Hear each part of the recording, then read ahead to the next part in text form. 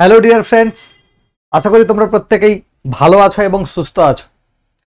প্রত্যেকে আপকামিং যে পরীক্ষাগুলো রয়েছে তার জন্য প্রত্যেকেই খুব ভালোভাবে প্রিপারেশান নিচ্ছ। আমি আজ থেকে 50 ডে 50 ম্যারাথন হিসেবে জিকে জিএস পোর্শনটা শুরু করছি। জিকে জিএস পোর্শনটাকে আমি দুটো ভাগে ভাগ করেছি। একটাতে জিকে জিএস আর্টস থাকবে, যেখানে geography, history, polity and economy. আর একটা পাঠ করেছি 30 ডে 30 ম্যারাথন, যেখানে জিকে জিএস এর সায়েন্স পোর্শনটা থাকবে, অর্থাৎ বায়োলজি থাকবে, কেমিস্ট্রি থাকবে আর ফিজিক্স থাকবে। এই দুটোকে আলাদা আলাদা পার্টে ভাগ করেছি। এবং এই যে ভিডিওগুলো বেসিক্যালি যারা ওয়েস্ট বেঙ্গল পুলিশের জন্য প্রিপারেশন নিচ্ছ, এসআই এবং কনস্টেবল, তার সঙ্গে সঙ্গে যারা গ্রুপ সিডির জন্য প্রিপারেশন নিচ্ছ তাদের ক্ষেত্রেও কিন্তু যথেষ্ট হেল্পফুল হবে। এরপরে যদি আপার প্রাইমারি এক্সামের কোনো নোটিফিকেশন দেয়, সেখানেও জিকে জিএস পোর্শন যেটা রয়েছে, অর্থাৎ আর্টসের ক্ষেত্রে যে 60 নাম্বার থাকে হিস্ট্রি জিওগ্রাফির ওপরে, তোমরা কিন্তু এই ক্লাসগুলো করলে কিন্তু সেখান থেকে সেই পরীক্ষার জন্যও কিন্তু হেল্প এখান থেকে পাবে। আবার যারা সায়েন্স ব্যাকগ্রাউন্ড থেকে, তাদের ক্ষেত্রে ওই 30 ডে 30 ম্যারাথন কিন্তু হেল্পফুল হবে। তো চলো আমরা আজ থেকে শুরু করছি, একদম ডে ওয়াইজ। প্রতিদিন তোমরা সকাল 8টাতে এই ক্লাসটা পাবে তোমরা প্রতিদিন। আমার একটু সেট আপের সমস্যার জন্য লাইভ ক্লাস করা সম্ভব হচ্ছে না, তাই রেকর্ডেড ভিডিওগুলো আমি 8টার সময় করে তোমরা দেখতে পাবে, আমি আপলোড করে দেবো। এবং 50 দিনে 50টা পুরো প্লে লিস্ট থাকবে, সেখানে তোমরা এই ভিডিওগুলোকে খুঁজে পাবে। তো চলো আজ থেকে আমরা সেটাই শুরু করছি। সবাইকে ক্লাস শুরুর আগে একটা কথাই বলবো, যারা যারা সিরিয়াসলি প্রিপারেশান নিচ্ছ পরীক্ষার জন্য, যে জানো তারা মোটামুটি পাস করতে হবে, চাকরিটা পেতে হবে, তাদের জন্য তো এই ক্লাসগুলো খুব সিরিয়াসভাবে তাদেরকে দেখতেই হবে। তার সঙ্গে সঙ্গে যারা এখনো ভাবছো যে পড়বো কি পড়বো না, কোথা থেকে প্রশ্ন আসবে, কিভাবে পরীক্ষায় বসবো বা প্রিপারেশানটা শুরু করব, তাদেরকে বলছি বেশি ভাবার সময় কিন্তু আর নেই। যা ভাবনার পড়তে পড়তে প্রিপারেশন নিতে নিতে ভাববে, স্ট্র্যাটেজিক্যালি তোমাদেরকে আলাদা করে কিছু ভাবতে হবে না। তোমরা এই ক্লাসগুলোকে কেবলমাত্র ফলো করো, দেখবে তাতেই তোমাদের প্রিপারেশন কমপ্লিট হবে। আফটার 50 ডেজ আমি কিন্তু যে 50 দিন 50 ম্যারাথন বলছি, এটা তো জিকে জিএস আর্টস পার্টের জন্য। এর সঙ্গে সঙ্গে প্রতিদিন জিকে জিএস এর সায়েন্স পার্ট সেটাও কিন্তু আপলোড হবে প্যারালালি। এটা যদি 8টাতে আপলোড হয়, সেটা হবে 10টা থেকে 10:30টার মধ্যে। অতএব পুরো প্রিপারেশনটা কমপ্লিট হয়ে যাচ্ছে।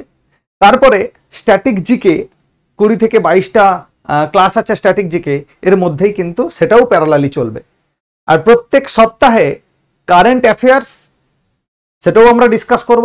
তার সাথে সাথে পরীক্ষার আগে, পরীক্ষার 5 দিন বা 10 দিন আগে আমরা একটা ম্যারাথন কারেন্ট অ্যাফেয়ার্সের ক্লাস করব, যেখানে তোমরা একদম জানুয়ারি থেকে শুরু করে অক্টোবর পর্যন্ত সব ধরনের কারেন্ট অ্যাফেয়ার্স পাবে।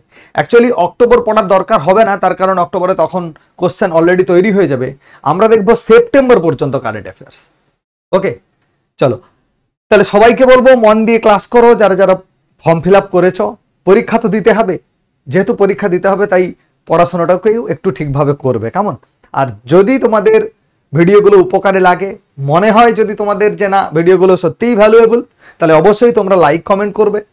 এছাড়া যদি কোনো এনকোয়ারি থাকে, কোনো সাবজেক্ট রিলেটেড কোনো প্রশ্ন থাকে, এছাড়া পরীক্ষা রিলেটেড যদি কোনো প্রশ্ন থাকে, তোমরা অবশ্যই কমেন্ট করে জানাবে, কেমন? আর বন্ধুরা যারা প্রিপারেশান নিচ্ছে তাদেরকে এই ভিডিওটা শেয়ার করে দেবে। তারাও তাদের প্রিপারেশানের ক্ষেত্রে এই ভিডিওগুলো যদি তাদের কাজে লাগে, আমি খুব খুশি হব। ওকে, তাহলে আজকে আমরা কিন্তু শুরু করছি জিওগ্রাফি দিয়ে। Day 1, location of India and neighbouring country, ভারতবর্ষের অবস্থান কোথায় এবং ভারতবর্ষের প্রতিবেশী রাষ্ট্রসমূহ সম্পর্কে আমাদেরকে কিন্তু জানতে হবে। তো দেখো, ভারতের পরিচিতি হিসেবে আমরা সবার আগে ভারতের ম্যাপটা সম্পর্কে জানব। আমরা জানি ভারতবর্ষ এশিয়া মহাদেশের অন্তর্গত। আবার এশিয়া মহাদেশের অন্তর্গত ভারতবর্ষ উত্তর থেকে দক্ষিণে কতটা বিস্তৃত বা পূর্ব থেকে পশ্চিমে কতটা বিস্তৃত, বা কোনো মানচিত্রে যদি বিশ্বের কোনো মানচিত্র আমার সামনে দিয়ে দেওয়া হয়, আমি সেখানে ভারতবর্ষকে কি করে খুঁজে পাবো, সেটাও তো আমাদের খানিকটা থিওরিটিক্যাল কনসেপ্ট থাকতে হবে, তাই না? তো ভারতবর্ষকে খুঁজে পেতে গেলে আমাদেরকে বেসিক কয়েকটা জিনিস কিন্তু মাথায় রাখতে হবে। কি না, কি বেসিসে ভারতবর্ষকে ভাগ করা হয়েছে, বা মানচিত্রকে কি বেসিসে ভাগ করা হয়েছে, যার উপর ডিপেন্ড করে আমরা ভারতবর্ষকে বা যে কোনো দেশকে অতি সহজে খুঁজে বের করতে পারি। সেই ভাগের ক্ষেত্রে যদি আমরা দেখি, তোমরা প্রত্যেকেই গ্লোব দেখেছ, 9-10-এ গ্লোব দেখেছ, যখন পড়তে স্কুলে গ্লোব নিয়ে এসে স্যার বা ম্যাম বোঝাতেন ভারতবর্ষ কোথায় হয়েছে, বিশ্বটা কেমন, বা পৃথিবীটা দেখতে কেমন, এরকম বোঝাতেন। এখানেও আমরা যদি পৃথিবীর আকৃতির কথা ভাবি, সেখানে কিন্তু দেখব পৃথিবীর উপর আর নিচের দিকটা একটু চ্যাপ্টা, কমলা লেবুর মতো। অ্যাকচুয়ালি আমরা পৃথিবীটাকে জিওয়েড শেপ বলি, যার উপরটা কিছুটা চাপা, নিচেরটা কিছুটা চাপা। তারও কারণ আছে, কারণ পৃথিবী সর্বদা নিজের অক্ষের চারিদিকে ঘুরছে, যেটাকে আমরা আহ্নিক গতি বলছি। তার সঙ্গে সঙ্গে সূর্যের চারিদিকে ঘুরছে, যেটাকে বার্ষিক গতি বলছি। সেই জন্য এই যে ঘোরার কারণে, কারণ আমরা জানি যদি আমরা হাতে একটা লাড্ডুকে বেঁধে ঘোরাতে থাকি, কোন একটা ঢিলকে সুতোয় বেঁধে যদি ঘোরাতে থাকি, আমরা ওই ঢিলটার জন্য আমাদের হাতে একটা বল অনুভব করি, যেটা মনে হয় যেন বাইরের দিকে ছিঁড়ে বেরিয়ে যেতে পারে, তাই না?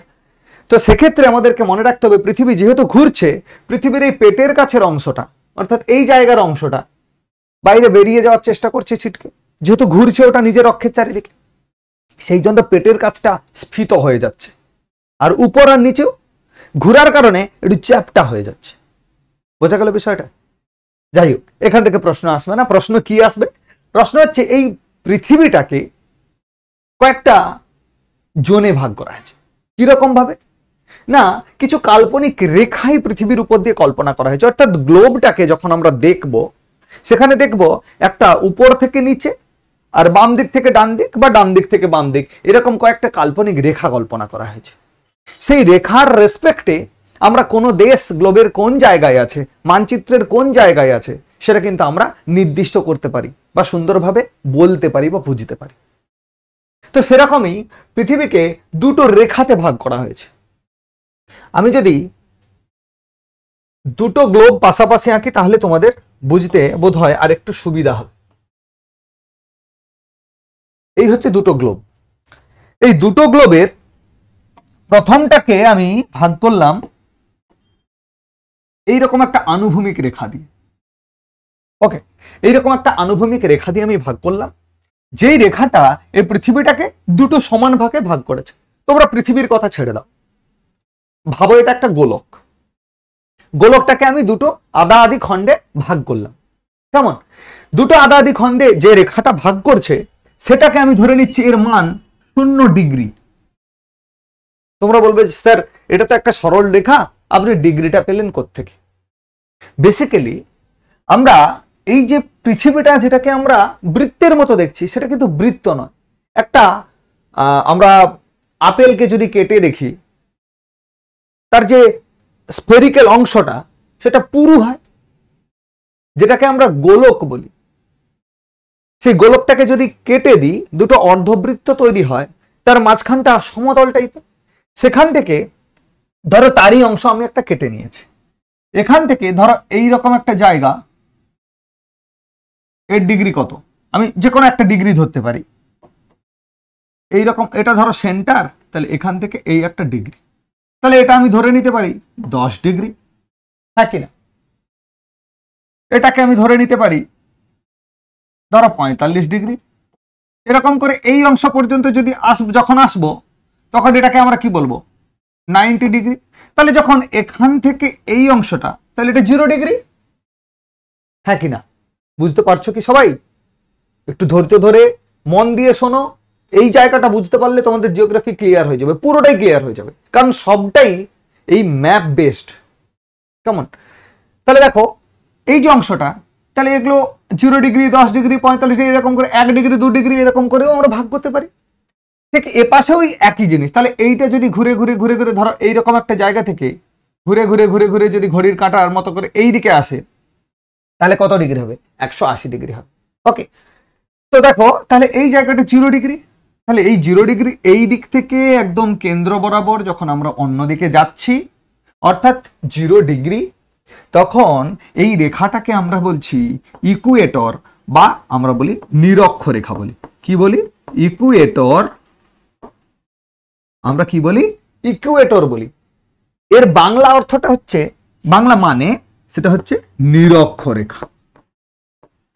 কি বলবো আমরা? নিরক্ষরেখা।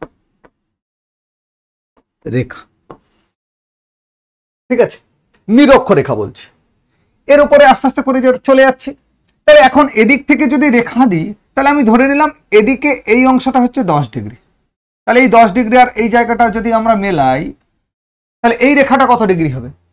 10 ডিগ্রি। আবার যদি 45 ডিগ্রির এই অংশটা মেলাই, তাহলে এটা কত হবে? 45 ডিগ্রি রেখা। এই যে নিরক্ষরেখা থেকে উপরের যে অংশগুলো উঠে যাচ্ছে, এগুলোকে আমরা বলি অক্ষাংশ বা ল্যাটিটিউড। আমরা কি বলবো? অক্ষাংশ বা ল্যাটিটিউড।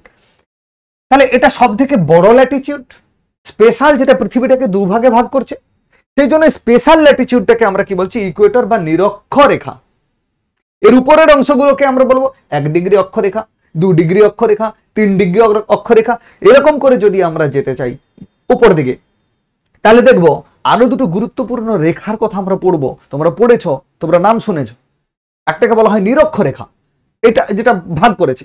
গুরুত্বপূর্ণ এর উপরে যেটা আছে সেটাকে আমরা বলি কর্কট ক্রান্তি রেখা, যেটা ইংরেজিতে বলা হয় ট্রপিক অফ ক্যান্সার। কি বলবো আমরা? Tropic of cancer. বাংলাতে বলা হয় কর্কট ক্রান্তি রেখা। নিরক্ষরেখা থেকে যখন আমরা নিচের দিকে আসবো, সেখানে আমরা দেখবো সেখানেও একটা এরকম গুরুত্বপূর্ণ রেখা আছে, যাকে আমরা বলছি মকর ক্রান্তি রেখা। ইংরেজিতে বলা হয় ট্রপিক অফ ক্যাপ্রিকন। এর মান কত জানো? 23.5 ডিগ্রি। উপর যদি হয় তাকে আমরা উত্তর বলবো, নিচে যদি হয় দক্ষিণ বলবো। অর্থাৎ এখান থেকে আমরা বুঝতে পারলাম যে এই যে রেখাটা পৃথিবীকে উপরের একটা অংশ, নিচের একটা অংশ ভাগ করেছে। উপরের অংশটাকে, কারণ এইদিকে আমরা জানি নর্থ, এইদিকে আমরা জানি কি সাউথ। ওকে, তাহলে নর্থের দিকে যে অংশটা, গোলকের অর্ধ অংশ যেটা উপরে আছে, তাকে আমরা কি বলছি? উত্তর গোলার্ধ। ইংরেজিতে বলা হয় নর্দার্ন হেমিস্ফিয়ার। গোলার্ধের ইংরেজি হচ্ছে হেমিস্ফিয়ার, নর্দার্ন হেমিস্ফিয়ার বলছি। আর নিচের অংশটাকে বলছি সাউদার্ন হেমিস্ফিয়ার। বোঝা গেল বিষয়টা? উপরের অংশে যে যখনই যাব, এখান থেকে আমরা উপরে এই নিরক্ষরেখা থেকে উপরে যেখানেই যাই না কেন, পুরোটাই উত্তর গোলার্ধ। নিচের দিকে যেখানেই যাই না কেন, পুরোটাই দক্ষিণ গোলার্ধ। বোঝা গেল বিষয়টা? তো দেখো, এরপর ধরো এইরকম জায়গায় কোন একটা দেশ আছে। কি আছে? কোন একটা দেশ। যদি বলা হয় এই দেশের বিস্তার কত, তাহলে এইদিকে দেশটার পশ্চিম দিকে এই প্রান্তটা, আবার যদি আমাদের দক্ষিণ দিকে এই প্রান্তটা, উত্তর দিকে এই প্রান্তটা। তাহলে দক্ষিণ দিকের যদি বিস্তার বলি, সেটাও উত্তর গোলার্ধে অবস্থিত, আবার উত্তর দিকের বিস্তার বললেও উত্তর গোলার্ধে অবস্থিত। হ্যাঁ কি না? আবার একবার বলছি শোনো, উত্তর গোলার্ধের উপরে যে কোনো দেশ যদি থাকে, তার একটা উত্তর দিক, দক্ষিণ দিক আছে, পূর্ব দিক, পশ্চিম দিক আছে। এইবার যখন সেই দেশটার বিস্তৃতি আমরা দেখব, তখন সেটা এর দেশটার সাপেক্ষে যে দক্ষিণ দিক, সেটা কোন গোলার্ধে? উত্তর গোলার্ধে। তাই দেশটার দক্ষিণ দিকের যে অক্ষাংশ হবে, অক্ষরেখার যে মান হবে, সেটা কি উত্তর গোলার্ধই হবে। আবার উত্তর দিকের অংশ, সেটাও উত্তর গোলার্ধেই অবস্থিত। তা এই জায়গায় কিন্তু কনফিউশন যেন না হয়। ভারতবর্ষের ক্ষেত্রে কিন্তু আমি তোমাদেরকে এই জায়গাটা ভালো করে আবার একবার বলবো। তাহলে এদিকে গেল উত্তর গোলার্ধ, এদিকে গেল দক্ষিণ গোলার্ধ। তাহলে এরকম করে আমরা একটা আনুভূমিক রেখাতে ভাগ করেছি, তাকে আমরা বলছি অক্ষরেখা। কি বলছি? অক্ষরেখা বা ল্যাটিটিউড। ওকে, এরপর এই গোলার্ধে আসছে। এই গোলার্ধে আমরা কি করব? এই গোলার্ধে আমরা যেটা করব, এটা আনুভূমিক রেখাতে ভাগ করেছিলাম। এই গোলার্ধের ক্ষেত্রে আমরা কি করব? একটা উলম্ব রেখাতে ভাগ করব। একটা উলম্ব রেখাতে, যেই রেখাটা পৃথিবীকে আবার দুটো গোলার্ধে ভাগ করবে, একটা পূর্ব দিকের গোলার্ধ আর একটা পশ্চিম দিকের গোলার্ধ। তাই এটাকে আমরা বলতে পারি পূর্ব গোলার্ধ বা ইস্টার্ন হেমিস্ফিয়ার। এইটাকে আমরা বলতে পারি পশ্চিম গোলার্ধ, দ্যাট ইজ ওয়েস্টার্ন হেমিস্ফিয়ার। বোঝা গেল? তাহলে এই যে অংশটা এটাকে মূল মধ্যরেখা বলা হয়, যেটাকে লংগেস্ট লঙ্গিটিউড বলবো আমরা, দ্রাঘিমা রেখা বলবো আমরা। এর এর সঙ্গে যে অংশগুলো আছে, এরপর দেখা হলো এদিকে আবার 1 degree 2 degree 3 degree 4 degree 5 degree 6 degree 7 degree এরকম করে যেতে পারি। যদি বা 7 এটা 10 20 30 40 এরকম করে ধরে না, তাহলে এদিকে যদি রেখাগুলো দেখি তাহলে এরকম একটা রেখা ধরতে কল্পনা করতে পারি, এরকম কল্পনা করতে পারি। কেন কল্পনা করছি? কারণ এত বড় একটা গ্লোবের উপরে আমরা যদি একাধিক দ্রাঘিমাংশ কল্পনা না করি, তাহলে সেক্ষেত্রে ওই যে দেশটাকে, ওই যে স্থানটাকে আমরা এক্সাক্ট লোকেশন কিন্তু করতে পারবো না। তাই একটা সিস্টেম মেনে আমরা কিন্তু এই জায়গাটাকে মেনটেন করছি। বোঝা গেছে বিষয়টা কি? 1 ডিগ্রি সমান 111 কিলোমিটারের কাছাকাছি হয়। 1 ডিগ্রি দ্রাঘিমার যদি পার্থক্য হয়, সেখানে 4 মিনিট সময়ের পার্থক্য হয়। সেগুলো সব আমি তোমাদেরকে বলবো। তাহলে এটা একটা পূর্ব গোলার্ধ পেয়ে যাচ্ছি, একটা পশ্চিম গোলার্ধ পেয়ে যাচ্ছি। তাহলে দেখো, অক্ষরেখার সাপেক্ষে বা নিরক্ষরেখার সাপেক্ষে একটা পাচ্ছি উত্তর গোলার্ধ, একটা দক্ষিণ গোলার্ধ। আবার দ্রাঘিমা রেখার সাপেক্ষে পাচ্ছি কি আমরা? পূর্ব গোলার্ধ, পশ্চিম গোলার্ধ, পূর্ব গোলার্ধ, পশ্চিম গোলার্ধ। তাহলে এই 4টে গোলার্ধ আমরা পাচ্ছি একটা আনুভূমিক রেখার বেসিসে, যেটাকে নিরক্ষরেখার বেসিসে উত্তর দক্ষিণ, আর একটা দ্রাঘিমা রেখা বা মাঝামাঝি গেছে বলে মূল মধ্যরেখা বলতে পারি, 0 ডিগ্রি। এটারও মান কিন্তু 0 ডিগ্রি, এটারও মান 0 ডিগ্রি। তাহলে সেটা পূর্ব এবং পশ্চিম এই দুটো ভাগে ভাগ করেছে। তাহলে যদি আমরা এই দুটো রেখাকে একসঙ্গে প্লেস করি, তাহলে এইরকম দাঁড়ায় কি? এরকম দাঁড়াচ্ছে। তাহলে এরকম কিছু রেখা থাকবে। দেখো, বারবার আমি একটা কথা বলছি, পৃথিবীর আকৃতি কিন্তু গোলকের মতো, উপর এবং নিচের দিকটা চাপা গোলকের মতো। তাই আমি যে স্ট্রেট লাইনগুলো আঁকছি সেগুলো কিন্তু অ্যাকচুয়ালি স্ট্রেট লাইন নয়, কার্ভড লাইন। শুধু বোঝার সুবিধার জন্য আমি কিন্তু এই জায়গাটা এইরকম ভাবে ছবিটা আঁকছি। তাহলে এদিকে এটা নিরক্ষরেখা হয়ে গেল, এটা মূল মধ্যরেখা হয়ে গেল। তাহলে এদিকেও কিছু থাকবে এরকম, ব্যাস। তাহলে আনুভূমিক রেখাগুলোকে আমরা বলছি অক্ষরেখা বা অক্ষাংশ, উলম্ব রেখাগুলোকে আমরা বলছি দ্রাঘিমা রেখা বা দ্রাঘিমাংশ।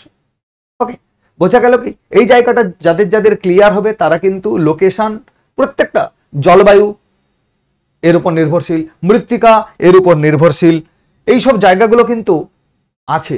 স্বাভাবিক উদ্ভিদ মৃত্তিকার উপর ডিপেন্ড করে হচ্ছে, জলবায়ুর উপর বা বৃষ্টিপাতের উপর স্বাভাবিক উদ্ভিদ ডিপেন্ড করছে, কোন জায়গায় কোন লোকেশন, সেখানে সূর্যের আলো কেমন পড়েছে তার উপর ডিপেন্ড করে মৃত্তিকা আমরা পাবো। তাহলে প্রত্যেকটা জিনিস কিন্তু ম্যাপ ওরিয়েন্টেড। সেই জন্য geography without map is impossible, কোনোভাবে সম্ভব নয় জিওগ্রাফি ম্যাপ ছাড়া। এই জায়গাগুলো তাই বুঝবে। আমি প্রতিটা জায়গা, প্রতিটা information with respect to map করেছি, যাতে তোমাদের বোধগম্য হয় অনেক বেশি। ভিজুয়াল একটা ইফেক্ট পড়ে তোমাদের উপরে। তোমরা দেখবে ক্লাসগুলো করে আশা করি মজা পাবে, তার সঙ্গে সঙ্গে প্রিপারেশনও কমপ্লিট হবে। তাহলে এই হচ্ছে টোটাল আমাদের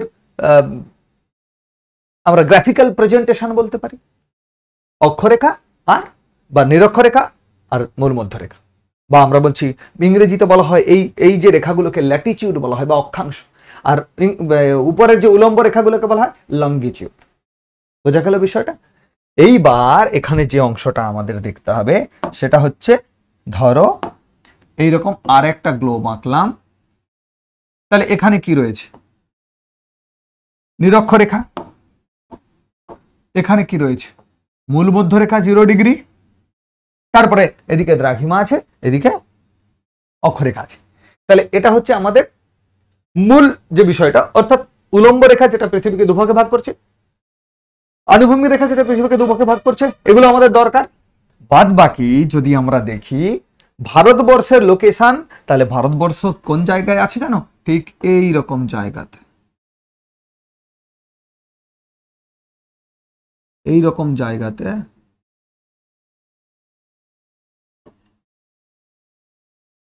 এইরকম জায়গাতে ভারতবর্ষ আছে। এইরকম জায়গায় আছে ভারতবর্ষ। একদম নিরক্ষরেখাতে কিন্তু লেগে যাবে না, কাছাকাছি। তোমরা একটু বিষয়টা বোঝার চেষ্টা করো, কাছাকাছি আসবে। এই জায়গায় ভারত অবস্থিত। এইবার তোমরা বলো এইটা কোন গোলার্ধ? এই যে অংশটা,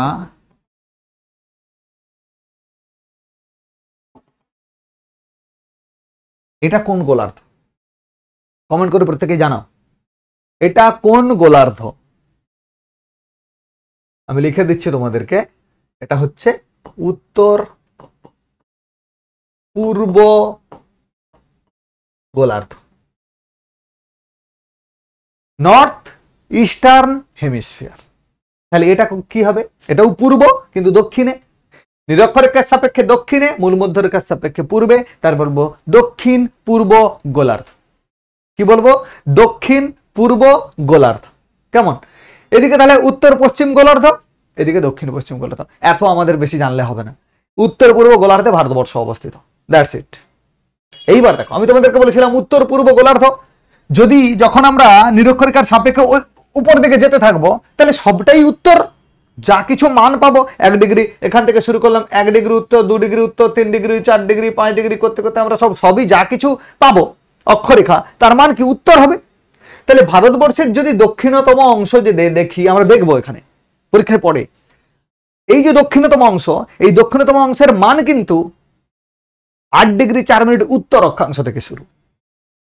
8 ডিগ্রি 4 মিনিট উত্তর অক্ষাংশ থেকে শুরু। তোমরা মনে করতে পারো স্যার ভারতবর্ষের দক্ষিণে দক্ষিণ হলো না উত্তর হলো, কি ব্যাপার? ভারতবর্ষের দক্ষিণ না পূর্ব সেটা বড় কথা নয়, নিরক্ষরেখার সাপেক্ষে কোন দিকে? উত্তর গোলার্ধে। তাই ভারতবর্ষের এই দক্ষিণতম যে প্রান্তটা, ভারতবর্ষ ছেড়ে দাও, শুধু এই জায়গাটার কথা ভাবো, ভারতবর্ষের দক্ষিণতম প্রান্তে যদি মূল ভূখণ্ডের কথা ভাবি তাহলে হবে কন্যাকুমারিকা। সেই কন্যাকুমারিকা শুধু ধরো, ভারতবর্ষ নেই, বাকিটা নেই, শুধু কন্যাকুমারিকার যদি তোমাদেরকে অক্ষরেখার মান বলে, অক্ষাংশের মান, তোমরা কি বলবে? 8 ডিগ্রি 4 মিনিট উত্তর অক্ষরেখা, কারণ এটা উত্তর গোলার্ধে অবস্থিত। বোঝা গেল বিষয়টা কি? এবার যদি তোমাকে ভারতবর্ষের উত্তরতম বিন্দু, যেটাকে বলা হয় ইন্দিরা কল, সেই ইন্দিরা কলের মান কত? আমি নিচে কতটা আছে সেটা আমার জানার দরকার নেই, ইন্দিরা কল যে জায়গাটা তার মান কত, এই যে অংশটা এর মান কত? এর মানটাও আমি কত বলতে এটাই বলছি যে উত্তর হবে না দক্ষিণ হবে। তোমরা বলে স্যার এটা আবার কোনো ব্যাপার হলো, এটা তো উত্তরই হবে, কারণ ভারতবর্ষের উত্তরে, নিরক্ষরেখার উত্তরে, ব্যাস কোনো সমস্যা নেই। কিন্তু যখন দক্ষিণতম বলবে তোমরা কিন্তু গুলিয়ে ফেলবে না, দক্ষিণ বলুক আর যাই বলুক, এটা কিন্তু যখন পূর্ব পশ্চিম আসবে তখন মূল মধ্যরেখার সাপেক্ষে, আবার যখন উত্তর দক্ষিণে যাব তখন নিরক্ষরেখার সাপেক্ষে। যখনই দক্ষিণতম বিন্দু বলবে, দক্ষিণতম বিন্দুটা নিরক্ষরেখার সাপেক্ষে উত্তরে আছে না দক্ষিণে আছে সেটা তোমাদেরকে আগে দেখতে হবে। যদি নিরক্ষরেখার সাপেক্ষে উত্তরে থাকে তাহলে অবশ্যই তোমরা যেটা করবে, দক্ষিণতম বিন্দু হোক আর মধ্যতম বিন্দু হোক আর উত্তরতম বিন্দু হোক, যাই হোক না কেন, উত্তর গোলার্ধ বা তার মান হবে উত্তর। বুঝে গেল? এই জায়গাটা যদি ক্লিয়ার হয়ে যায় আশা করি তোমাদের আর কোনো অসুবিধা হবে না। দেখো এরপরে ইনফরমেশন গুলো দেখো, এটা তোমাদের যাদের যাদের বোঝা গেছে তারা অবশ্যই কমেন্ট করে একটু জানাবে, আর যারা বুঝতে এখনো পারোনি তারাও কমেন্ট করে জানাবে। আমি দরকার হয় তাদের জন্য আবার এই জায়গাটা, শুধুমাত্র এই জায়গাটা বোঝার জন্য আবার একটা ভিডিও বানাবো। ওকে, ভারতের পরিচিতির ক্ষেত্রে আমরা দেখব কি ভারতবর্ষ যেটা পৃথিবীর সাপেক্ষে আয়তনে কতটা, সেটা পরীক্ষাতে প্রচুরবার প্রশ্ন এসছে যে ভারতবর্ষ পৃথিবীর কততম দেশ, আয়তনে ভারতবর্ষের স্থান কোথায় with respect to all the country in the world. তাহলে কি হবে? সপ্তম। কত? সপ্তম বৃহত্তম দেশ ভারতবর্ষ। অর্থাৎ ভারতবর্ষের আগে 6খানা দেশ রয়েছে যারা আয়তনে পরপর রয়েছে। 7 নম্বর স্থানে যদি আমরা আসি সেখানে দেখব ভারতবর্ষের স্থান হচ্ছে সপ্তম। সব থেকে বড় দেশ রাশিয়া, আমরা জানি। এই জায়গাগুলো কিন্তু মাথায় রাখবে। সব থেকে বড় দেশের ক্ষেত্রে যদি তোমরা, আচ্ছা আমি এটা লিখে দিচ্ছি, সব থেকে বড় দেশ হচ্ছে রাশিয়া, বাংলায় লিখে দিচ্ছি, সব থেকে বড় দেশ হচ্ছে রাশিয়া। তারপরে হচ্ছে কানাডা,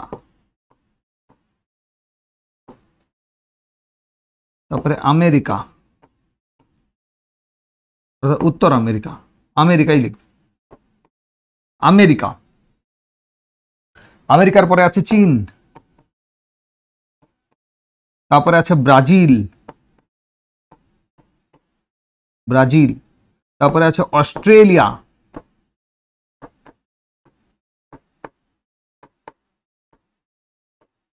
অস্ট্রেলিয়া, তারপরে আছে আমাদের প্রিয় দেশ ভারতবর্ষ। এই 7 নম্বর জায়গাতে রয়েছে ভারতবর্ষ। অর্থাৎ আয়তনে ভারতবর্ষ কততম দেশ? 7ম বৃহত্তম দেশ। ভারতের আয়তন কত? 32,87,263 বর্গ কিলোমিটার। ভারতের আয়তন 32,87,263 কিলোমিটার। মনে রাখবে অবশ্যই। এখানে একটা কোশ্চেন পড়ে, যদি একটু ডিফিকাল্টিটা বাড়িয়ে দেয়, কোশ্চেন কিন্তু পড়ে। অ্যাকচুয়ালি তোমরা ভালোভাবে প্রিপারেশন নেবে। কেন জানো তো? এখন কোশ্চেনের যে প্যাটার্ন, কোশ্চেনের যে মান, সেগুলো কিন্তু পরিবর্তন হচ্ছে। এই নয় যে পুলিশের পরীক্ষা বলে কোশ্চেনের মানটা বা লেভেলটা একটু কম হবে, কিংবা গ্রুপ সিডির জন্য একটু কম হবে, কনস্টেবল একটু কম হবে, এরকম কোনো ব্যাপার নেই। কোশ্চেনের লেভেল কিন্তু যথেষ্ট হার্ড হয়েছে। এবারে রেলের পরীক্ষা যারা দিয়েছো তারা নিশ্চয়ই দেখেছো, কোশ্চেন এমন এমন জায়গা থেকে হিস্ট্রি তুলেছে, সেই জায়গাগুলো নেটে খুঁজলেও তুমি পাবে না। বইতে তো অনেক দূরের ব্যাপার, নেটে খুঁজলেও পাবে না তার আনসার, এমন কোশ্চেনগুলো দিয়েছে। সো রিমেম্বার, সচেতন হয়ে যাও, প্রিপারেশন সুন্দরভাবে নাও। কোশ্চেনের ডেপথ, কোশ্চেনের যে হার্ডনেস অনেক বেড়ে গেছে, অনেক কঠিন হয়ে গেছে কোশ্চেন। তো সেই জায়গায় আমাদেরকে এই ইনফরমেশনগুলো নিতে হবে। আমি তোমাদেরকে যেগুলো পড়াচ্ছি এর বাইরে কোশ্চেন আসবে না, তোমরা ধরে নিতে পারো। তো পুলিশ হোক, গ্রুপ সিডি হোক, কিংবা যেই পরীক্ষা হোক না কেন, আপকামিং ওয়ান ডে যে কোনো এক্সামের ক্ষেত্রে একদম সুন্দর করে যে পিপিটিটা তোমাদের সামনে প্রেজেন্ট করছি আমি, যথেষ্ট খেটে তৈরি করা হয়েছে। সব ধরনের পরীক্ষার কোশ্চেন, তার কোর জায়গা, সেগুলো দেখে দেখে এই কোশ্চেনগুলো তৈরি করা হয়েছে। এই থিওরিটিক্যাল পার্টটা তৈরি করা হয়েছে। আং বাং বেশি কিছু নেই এখানে। যেগুলো একটু হায়ারে লাগবে সেগুলো আছে, আর বাদবাকি একদম এক্সাম ওরিয়েন্টেড আছে, এক্সামকে ফোকাস করে করা আছে। এই নয় যে গাদাগুচ্ছের একসঙ্গে করে দিয়ে হিজিবিজি প্রচুর কিছু না, একদম এক্সাম ওরিয়েন্টেড। অবশ্যই তোমরা ভরসা রাখবে আমার উপরে। আশা করি তোমাদের প্রিপারেশনের কোনো অসুবিধা হবে না। তোমরা প্রিপারেশন নাও, পরীক্ষার হলে গিয়ে তোমরা আমার কথা একদিন ওই দিন মনে আসবে। পৃথিবীর মোট স্থলভাগের 2.4%। পৃথিবীর মোট স্থলভাগের টার্মগুলো দেখো। স্থলভাগ, পৃথিবী দুটো ভাগ নিয়ে গঠিত, স্থলভাগ আর জলভাগ। একটা হচ্ছে, মানে যদি শুধু স্থলভাগের কথা ভাবা হয়, সেই স্থলভাগ যদি 100% হয় স্থলভাগ, পৃথিবীর 3 ভাগ জল 1 ভাগ স্থল, সেই 1 ভাগ স্থল যেটা, সেটা যদি 100 কিমি হয়, তার মধ্যে 2.4 বা 100 বর্গ কিমি হয়, তার মধ্যে 2.4 বর্গ কিমি হচ্ছে ভারতবর্ষ। সেটা যদি 1000 কিমি হয়, তাহলে তার 24 কিমি হচ্ছে ভারতবর্ষ। বোঝা গেল বিষয়টা কি? এত বড় জায়গা নিয়ে আছে। অর্থাৎ স্থলভাগের 2.4% জায়গা কিন্তু ভারতবর্ষ অ্যাকোয়ার করে রেখেছে। এবার যদি বলা হয় পৃথিবীর মোট আয়তন, অর্থাৎ 3 ভাগ জল 1 ভাগ স্থল যদি নিয়ে না হয়, সবটা নিয়ে না হয়, পুরো গ্লোবটাকে নিয়ে বিচার করা হয়, সেই ক্ষেত্রে 0.5%। কত? 0.5%। পৃথিবীর মোট আয়তনের 0.5% জায়গা জুড়ে রয়েছে ভারতবর্ষ। ভারতবর্ষ উত্তর থেকে দক্ষিণে কতটা বিস্তৃত তোমরা দেখতেই পাচ্ছ। ভারতবর্ষের এইটা হচ্ছে একদম উত্তর দিক। উত্তর দিকে কে আছে? লাদাখ আছে। আগে ছিল জম্মু কাশ্মীর স্টেট, বর্তমানে সেটাকে ভেঙে দেওয়া হয়েছে, ভেঙে দিয়ে দুটো পার্ট করা হয়েছে। এই দুটো পার্ট কি কি? উপরে আছে লাদাখ, তার নিচে আছে জম্মু কাশ্মীর। স্ট্র্যাটেজিক ভাবে নেম চেঞ্জ করা হয়েছে, কারণ আমরা জানি পিওকে বা পাক অকুপাইড কাশ্মীর, এই যে জায়গাটা, এই পাক অকুপাইড কাশ্মীর নিয়ে ইউএনএ তো কেস করে রেখেছে। পাকিস্তান ইন্ডিয়া দুজনেই কেস করে রেখেছে, সেটা আনসলভড একটা কেস। সেক্ষেত্রে যখনই এই ভারত সরকার জম্মু কাশ্মীরের উপরে কিছু করতে যাচ্ছে, যেটা লাদাখ পারপাসে বা কার্গিল যেটা যে জায়গাটা রয়েছে, সেখানে কিছু করতে গেলে বা সেনাবাহিনী দিয়ে দেখা গেল কোনো অভিযান যদি চালানো হয়, তখন পাকিস্তান ইউএনের কাছে গিয়ে বলে এই ভারত এই করেছে, সেই করেছে, হ্যান করেছে, ত্যান করেছে বলে জম্মু কাশ্মীর কথাটা এমনভাবে আন্তর্জাতিক ক্ষেত্রতে ছড়িয়ে পড়েছে। সেই জন্য বর্তমানের যে ইন্ডিয়া গভর্নমেন্ট অর্থাৎ মোদী সরকার এই নামটাকে স্ট্র্যাটেজিক্যালি চেঞ্জ করে দিয়েছে। করে দিয়ে জম্মু কাশ্মীর, যেখানে খুব একটা বেশি সমস্যা হয় না, সেই জায়গাটা করে দিয়েছে জম্মু কাশ্মীর, আর একটা করে দিয়েছে লাদাখ। যদিও বা এই কিছুদিন আগে যে ঘটনাটা ঘটলো যথেষ্ট মানে একটা ঘৃণ্য ঘটনা, পেহেলগাঁওতে যে ঘটনাটা ঘটেছে, তবুও মোটামুটি এখন ওই জায়গার কথা বলতে গেলে তাদেরকে লাদাখ বলতে হয়। লাদাখ ভারতবর্ষের অংশ, সেই হিসেবে ইউএনও অত বেশি মাথা ঘামায় না।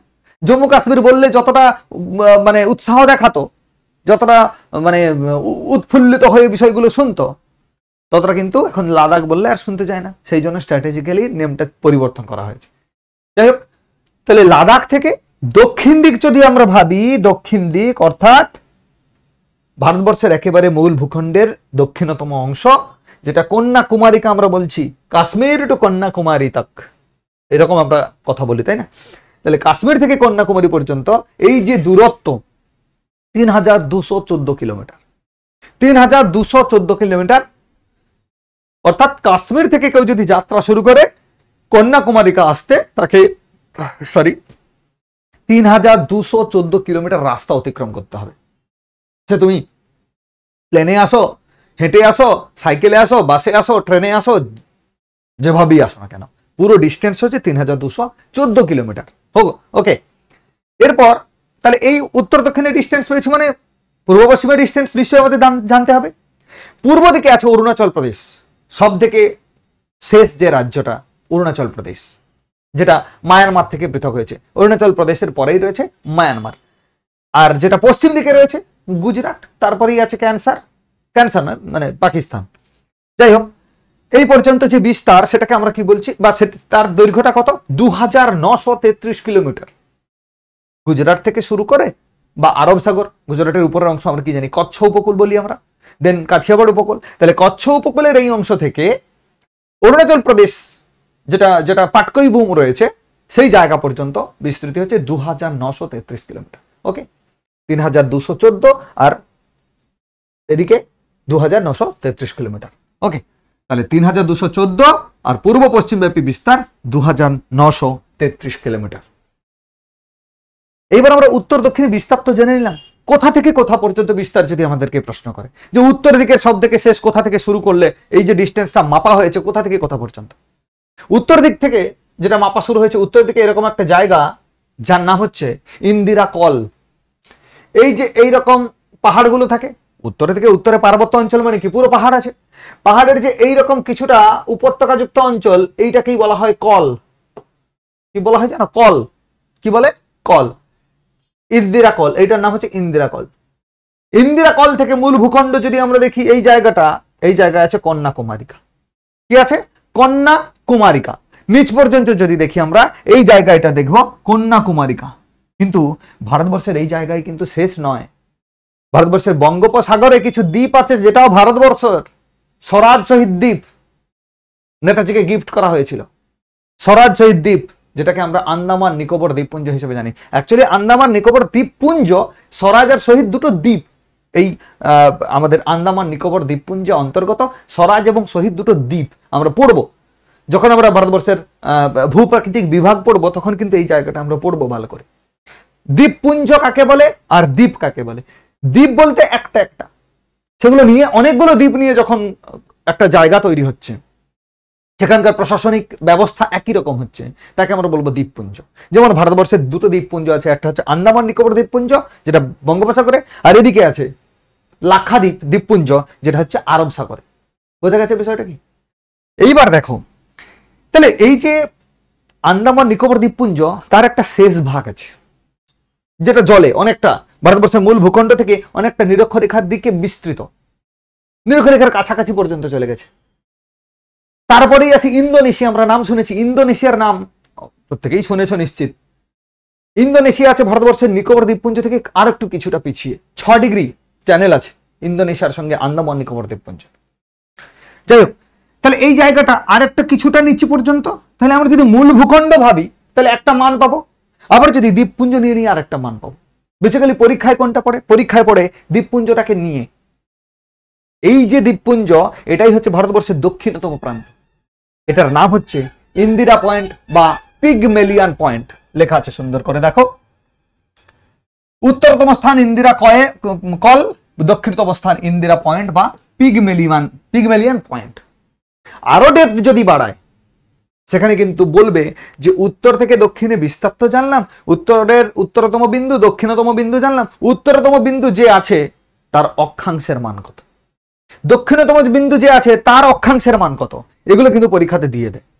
আবার যদি পূর্ব দিকের পূর্বতম বিন্দু পড়বো, পশ্চিমতম বিন্দুও পড়বো, পরীক্ষা যদি একটু হার্ড করে দেয়, বলবে পূর্বতম বিন্দুর দ্রাঘিমার মান কত, পশ্চিমতম বিন্দুর দ্রাঘিমার মান কত, এইগুলো কিন্তু দিয়ে দেয় পরীক্ষা। এগুলো কিন্তু আমাদের জানতে হবে, আমাদের জেনে রাখতে হবে, কারণ পরীক্ষাতে যে অ্যাঙ্গেল থেকে কোশ্চেন আসুক না কেন কোনোভাবেই কোনো কোশ্চেন ছাড়া যাবে না। তাহলে দেখো, ভারতের পশ্চিমতম স্থান গুজরাটের গুহার মোটা। এই যে মোটা ভাই, অমিত শাহকে বলা হয় মোটা ভাই। মোটা ভাই গুজরাটি ভাষায় মোটা ভাইকে, মোটা ভাই তাকে বলা হয়, বড় ভাইকে বলা হয় মোটা ভাই। তোমরা মাথায় রাখবে অমিত শাহর বাড়ি কোথায়, গুজরাট। গুজরাটে মোটা ভাই, তাই জন্য গুহার মোটা। সেই মোটা গুহার মোটা গুজরাটের পশ্চিম দিকে অবস্থিত। এটাই হচ্ছে ভারতবর্ষের পশ্চিমতম বিন্দু। আবার যদি অরুণাচল প্রদেশে চলে যাই, পূর্বতম বিন্দু কি হবে? পূর্বতম বিন্দু যেটা আছে তাকে বলা হয় কি বিথু। কি বলা হয়? কি বিথু। ঠিক আছে, কি বলা হয়? কি বিথু। কি বিথু হচ্ছে ভারতবর্ষের পূর্বতম বিন্দু। তাহলে ভারতবর্ষের উত্তরতম বিন্দু যেটাকে আমরা বলছি ইন্দিরা কল, দক্ষিণতম বিন্দু সেটাকে আমরা বলছি ইন্দিরা পয়েন্ট। তাহলে দুটোই ইন্দিরা, একটা ইন্দিরা পয়েন্ট যেটা হচ্ছে আরেকটা নাম পিগমেলিয়ান পয়েন্ট। পূর্ব দিকে চলে যাচ্ছি কি বিথু পর্যন্ত, আর পশ্চিমে মোটা ভাই অর্থাৎ গুহার মোটা। এই হচ্ছে ভারতবর্ষের পুরো বিস্তৃতি। নেক্সট দেখো, এবার আমি তোমাদেরকে কি বললাম, ভারতবর্ষের এই যে উত্তরতম, দক্ষিণতম, পূর্বতম, পশ্চিমতম এই চারটি অংশের কথা বললাম, এর অক্ষরেখা বা দ্রাঘিমাংশ মান কত। চলো মানটা আমরা দেখে নিই একটু। বলছে ভারতের ল্যাটিটিউড বা অক্ষাংশগত বিস্তৃতি 8 ডিগ্রি 4 মিনিট উত্তর থেকে 37 ডিগ্রি 6 মিনিট উত্তর। অর্থাৎ নিরক্ষরেখা যদি এই জায়গায় হয়, এর মান 0 ডিগ্রি, 0 ডিগ্রি, 0 ডিগ্রি থেকে এইরকম জায়গা থেকে ভারতবর্ষের শুরু। তাহলে এই যদি এই অংশ হয়, আবার এইখানে আমি যদি দ্বীপপুঞ্জ ধরে নিই, তাহলে এইখানে দ্বীপপুঞ্জটা রয়েছে। তাহলে একটা মূল ভূখণ্ড আর এটা দ্বীপপুঞ্জ নিয়ে, এই ঘটনাটা মাথায় রাখতে হবে। এই মূল ভূখণ্ড যদি হয় তার মান 8 ডিগ্রি 4 মিনিট, 8 ডিগ্রি 4 মিনিট। যদি দ্বীপপুঞ্জ নিই সেটা হবে 6 ডিগ্রি 45 মিনিট। কাছাকাছি নিরক্ষরেখার আর একটু কাছে চলে গেল, এরপরেই আছে ইন্দোনেশিয়া। বোঝা গেল কি? তাহলে মূল ভূখণ্ড হচ্ছে 8 ডিগ্রি 4 মিনিট। কি লিখবো? ইউনিট কি হবে? 8 ডিগ্রি 4 মিনিট কি? উত্তর অক্ষাংশ। কেন উত্তর? নিরক্ষরেখা সাপেক্ষে উত্তরে বলে, তাই 8 ডিগ্রি 4 মিনিট উত্তর থেকে। তাহলে এদিকে যদি আমরা জম্মু কাশ্মীর দেখি, জম্মু কাশ্মীর দেখি, তাহলে উত্তর দিকের এই অংশটা কি হবে?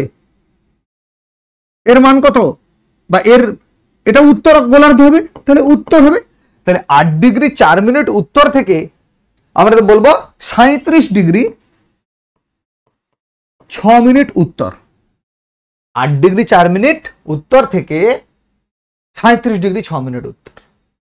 মোট পার্থক্য কত তোমরা যদি দেখো, কাছাকাছি প্রায় 30 ডিগ্রি দ্রাঘিমাগত পার্থক্য বা বিস্তার রয়েছে ভারতবর্ষে। পূর্ব দিকের মান, পশ্চিম দিকের মান জানতে হবে। পূর্ব দিকের মান তার মানে কি? পূর্ব দিকের মান জানতে গেলে আমাদেরকে কোন রেখার সাহায্য নিতে হবে? মূল মধ্য রেখা। কোন রেখার সাহায্য নিতে হবে? দ্রাঘিমা রেখার। কোন রেখার সাহায্য নিতে হবে? দ্রাঘিমাংশের। তার মান কত? এই জায়গায় যদি আমরা দেখি, সেখানে আমরা কি মান পাবো? 68 ডিগ্রি 7 মিনিট। কি হবে এটার সাপেক্ষে? এটা কোন দিকে? এটা হচ্ছে ইস্ট বা পূর্ব। তাহলে এটাও হবে তাহলে 7 মিনিট পূর্ব থেকে। পূর্ব দিকে কত হবে? 97 ডিগ্রি 25 মিনিট পূর্ব। দুটোই পূর্ব, কারণ এই রেখার সাপেক্ষে ভারতবর্ষ পুরোটাই পূর্ব দিকে অবস্থিত। কোন দিকে? পূর্ব দিকে অবস্থিত। 97 ডিগ্রি 25 মিনিট পূর্ব। বোঝা গেল? এইভাবে কিন্তু তোমাদেরকে মাথায় রাখতে হবে। ম্যাপ দেখো, এটা হচ্ছে 68 ডিগ্রি 7 মিনিট ইস্ট থেকে শুরু করে এখানে আমরা কি করব? এখানে আমরা করব 97 ডিগ্রি 25 মিনিট ইস্ট। এখানে আমরা করব 8 ডিগ্রি 4 মিনিট নর্থ। এখানে করব 6 ডিগ্রি 45 মিনিট নর্থ। আর এটা করব 37°6' নর্থ। ঠিক আছে, এই হচ্ছে ভারতবর্ষের অক্ষাংশগত বিস্তার, দ্রাঘিমাংশগত বিস্তার। উত্তরতম বিন্দু, দক্ষিণতম বিন্দু, পূর্বতম বিন্দু, পশ্চিমতম বিন্দু। বোঝা গেল? এটা কিন্তু মনে রাখতে হবে। এই হচ্ছে আমাদের ভারতবর্ষ। ঠিক আছে, এই হচ্ছে ভারতবর্ষ। এখান থেকে প্রশ্ন কিন্তু আসার সম্ভাবনা অনেক বেশি, অনেক বেশি আসবেই বলতে পারি আমরা। জিওগ্রাফি যেহেতু আছে, তাই জিওগ্রাফির এই জায়গা থেকে কোশ্চেন আসবে। আয়তনের দিক থেকে হোক না কেন, অক্ষাংশ, দ্রাঘিমাংশ থেকে, উত্তরতম, দক্ষিণতম, এই জায়গাগুলো থেকে কিন্তু কোশ্চেন আসার সম্ভাবনা অনেক বেশি। ওকে, তাহলে এই স্লাইডটাতে কোনো অসুবিধা আছে কারুর? নেই। নেক্সট দেখো, এরপরে আমি তোমাদেরকে গ্লোব দেখানোর সময় বলেছিলাম না, অক্ষরেখার থেকে যদি আমরা উপরের দিকে যাই 1 ডিগ্রি, 2 ডিগ্রি, 3 ডিগ্রি করতে করতে করতে করতে ভারতবর্ষ কত ডিগ্রি থেকে শুরু হচ্ছে? 6 ডিগ্রি 45 মিনিট থেকে শুরু হচ্ছে। মূল ভূখণ্ড শুরু হচ্ছে 8 ডিগ্রি 4 মিনিট উত্তর থেকে, যাচ্ছে কত দূর পর্যন্ত? 37 ডিগ্রি 6 মিনিট পর্যন্ত। এর মাঝে একটা গুরুত্বপূর্ণ রেখা আছে, যেটাকে আমরা বলি ট্রপিক অফ ক্যান্সার। বাংলাতে বলা হয় কর্কট ক্রান্তি রেখা। কি বলা হয়? কর্কট ক্রান্তি রেখা, যার মান জানো 23.5 ডিগ্রি। মানটা হচ্ছে 23 ডিগ্রি 30 মিনিট। কি হবে, দক্ষিণ না উত্তর?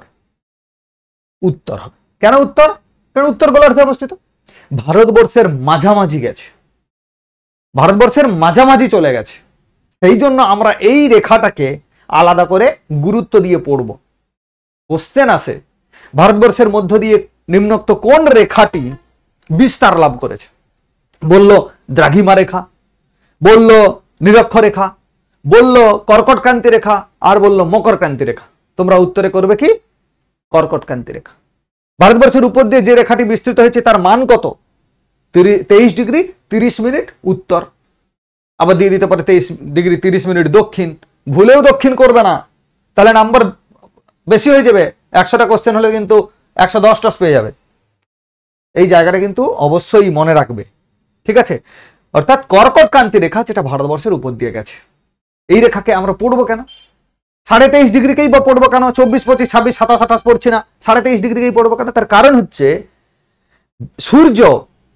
সূর্য নিরক্ষরেখার উপর লম্বভাবে কিরণ দেয়, তারপরেও বেটা ঘুরতে ঘুরতে এসে একদম কর্কটক্রান্তি রেখা পর্যন্তই আসে, আবার আস্তে আস্তে করে নিরক্ষরেখার দিকে ফিরে যায়, আবার আস্তে আস্তে করে মকরক্রান্তি রেখার দিকে চলে যায়, আবার ফিরে আসে। মকরক্রান্তি রেখার দিকে যখন যাচ্ছে তখন আমাদের কর্কটক্রান্তি রেখার উপরে শীতকাল হয়ে যাচ্ছে। আবার যখন ওটা আসছে শীতকাল থেকে আস্তে আস্তে আমরা কি করছি? বসন্তকালের দিকে আসছি, মানে টেম্পারেচার হালকা হালকা বাড়ছে। সূর্য তখন আসছে কার দিকে? নিরক্ষরেখার কাছে। এরকম যদি আমরা এটাকে 0 ডিগ্রি বলি, এটা ট্রপিক অফ ক্যান্সার, এটাকে বলা হচ্ছে ট্রপিক অফ ক্যাপ্রিকন। যদি তাই হয়, এইখানে সূর্য লম্বভাবে কিরণ দিচ্ছে, যখন এই সূর্য এদিকে চলে আসছে তখন এখানে শীতকাল। আবার সূর্য যখন আস্তে আস্তে করে এদিকে ফিরছে তাহলে বসন্তকাল হচ্ছে। আবার যখন সূর্য এখানে চলে আসছে গ্রীষ্মকাল হয়ে যাচ্ছে। গ্রীষ্মকাল থেকে যখন আবার আস্তে আস্তে করে আসছে তখন কোন? শরৎ ঋতু আসছে, মানে এই সময়টা শরৎ ঋতু। তারপরে যখন আবার এখান থেকে এদিকে চলে আসছে শীতকাল পড়ে যাচ্ছে। তাহলে এইভাবে সূর্য কি করছে? ঘুরে চলেছে। 1 বছর ধরে এরকম করে ঘুরতে থাকে। সূর্য কি আদৌ ঘোরে? কোপারনিকাস কি বলেছিলেন? সূর্য ঘোরে। গ্যালিলিও কি বলেছিলেন? সূর্য ঘোরে। পৃথিবী সূর্যের চারিদিকে ঘোরে, কিন্তু এমন ভাবে আমরা দেখি যেন সূর্য সকালবেলা পূর্ব দিক থেকে উঠছে, আমাদেরকে আলো দিচ্ছে, শক্তি দিচ্ছে, দিয়ে ঘুমিয়ে যাচ্ছে। তা কিন্তু নয়, তাই না? তাহলে এই জায়গাটা কিন্তু ক্লিয়ার হতে হবে। তাহলে আমাদের ভারতবর্ষের উপর দিয়ে কোন রেখা যাচ্ছে? 23.5 ডিগ্রি উত্তর অক্ষরেখা, যেটাকে আমরা বলছি কর্কটক্রান্তি রেখা। এই কর্কটক্রান্তি রেখা পর্যন্ত কিন্তু সূর্য আসে, তারপর আবার ফিরে যায়। এর উপর পর্যন্ত কিন্তু আর সূর্যের আলো পৌঁছয় না। সূর্যের আলো পৌঁছয় ক্ষীণ, মানে সূর্যের তাপ পৌঁছয় না, সরি আলো পৌঁছয়, অবশ্যই আলো পৌঁছয়, তাপ পৌঁছয় না। সেই জন্য এই অঞ্চলগুলো, অর্থাৎ আমরা যদি গ্লোবের একদম উপরে দেখি, আন্টার্কটিকা বলা হয়, তাই না? উত্তরে একেবারে উত্তর মেরু, দক্ষিণে বলছি দক্ষিণ মেরু। কোনো দিন সূর্যের তাপ পৌঁছয় না, সবসময় বরফ।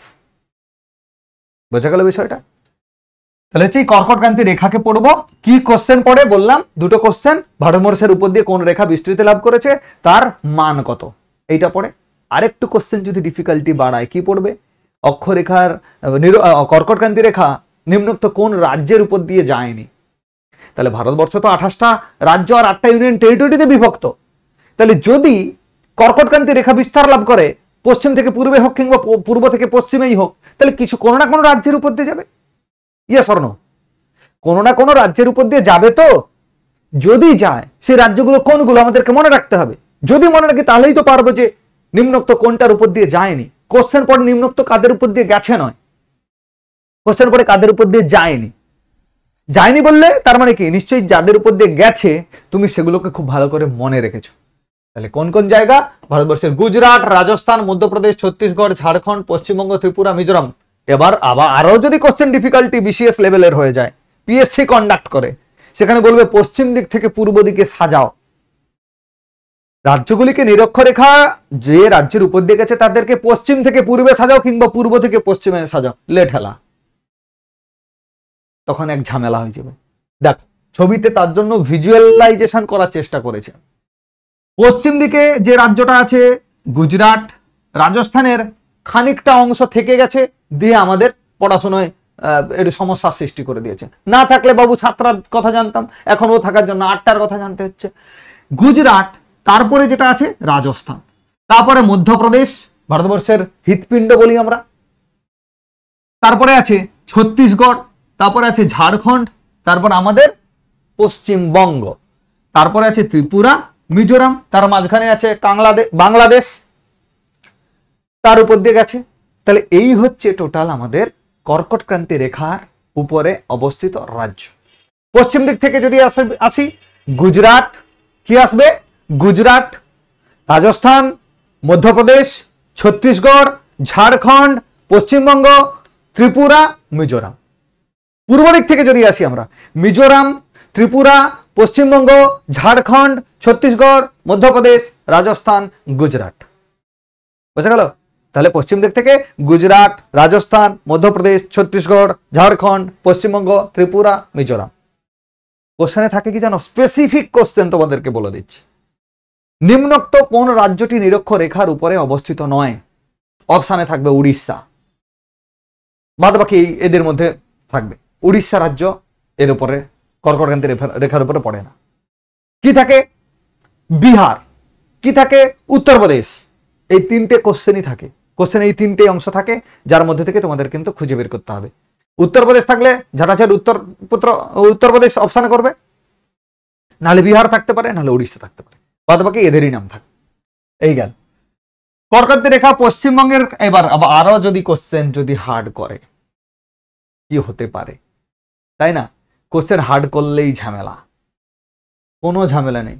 তোমাদেরকে কোশ্চেন হার্ড একদম 0 to হার্ডার লেভেল পর্যন্ত আমি বলে দিচ্ছি। হার্ডেস্টটা করাচ্ছি না, তার কারণ হার্ডেস্টটা PSC level, civil service, UPSC, CGL, SSC এইসব জায়গায় আসে।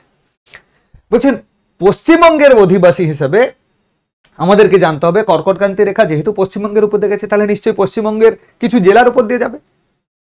ব্যাস, কোশ্চেন হয়ে গেল ওখান থেকে। নিম্নোক্ত কোন জেলার উপর দিয়ে কর্কটক্রান্তি রেখা যায়নি? ব্যাস, দেখে নাও কোন কোন উপর দিয়ে গেছে। এখানে পূর্ব দিক থেকে সাজানো আছে পশ্চিমবঙ্গের ক্ষেত্রে নদিয়া ডান দিক, তারপরে আছে পূর্ব বর্ধমান, তারপরে পশ্চিম বর্ধমান, তারপরে আছে পুরুলিয়া, তারপরে আছে বাঁকুড়া। পূর্ব পশ্চিম অতটা কঠিন দেবে না, শুধু দিয়ে দেবে নিম্নোক্ত কোন জেলার উপর দিয়ে কর্কটক্রান্তি রেখা বিস্তৃত হয়েছে বা হয়নি। যদি বলে তোমরা এই 5টা নাম মনে রাখবে। কি কি? একটা হচ্ছে ডান দিকে একেবারেই নদিয়া, তারপরে আছে পূর্ব বর্ধমান, তারপরে পশ্চিম বর্ধমান, তারপরে পুরুলিয়া, তারপরে বাঁকুড়া। ওকে, তাহলে এই জায়গা এই জেলার উপর দিয়ে গেছে।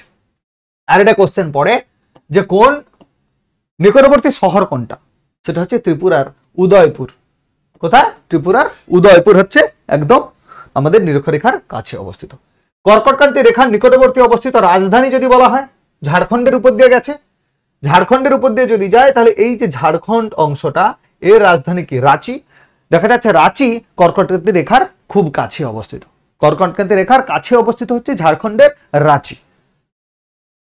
এটা কিন্তু খুব গুরুত্বপূর্ণ প্রশ্ন। কোন নদী কর্কটক্রান্তি রেখাকে দুবার অতিক্রম করেছে?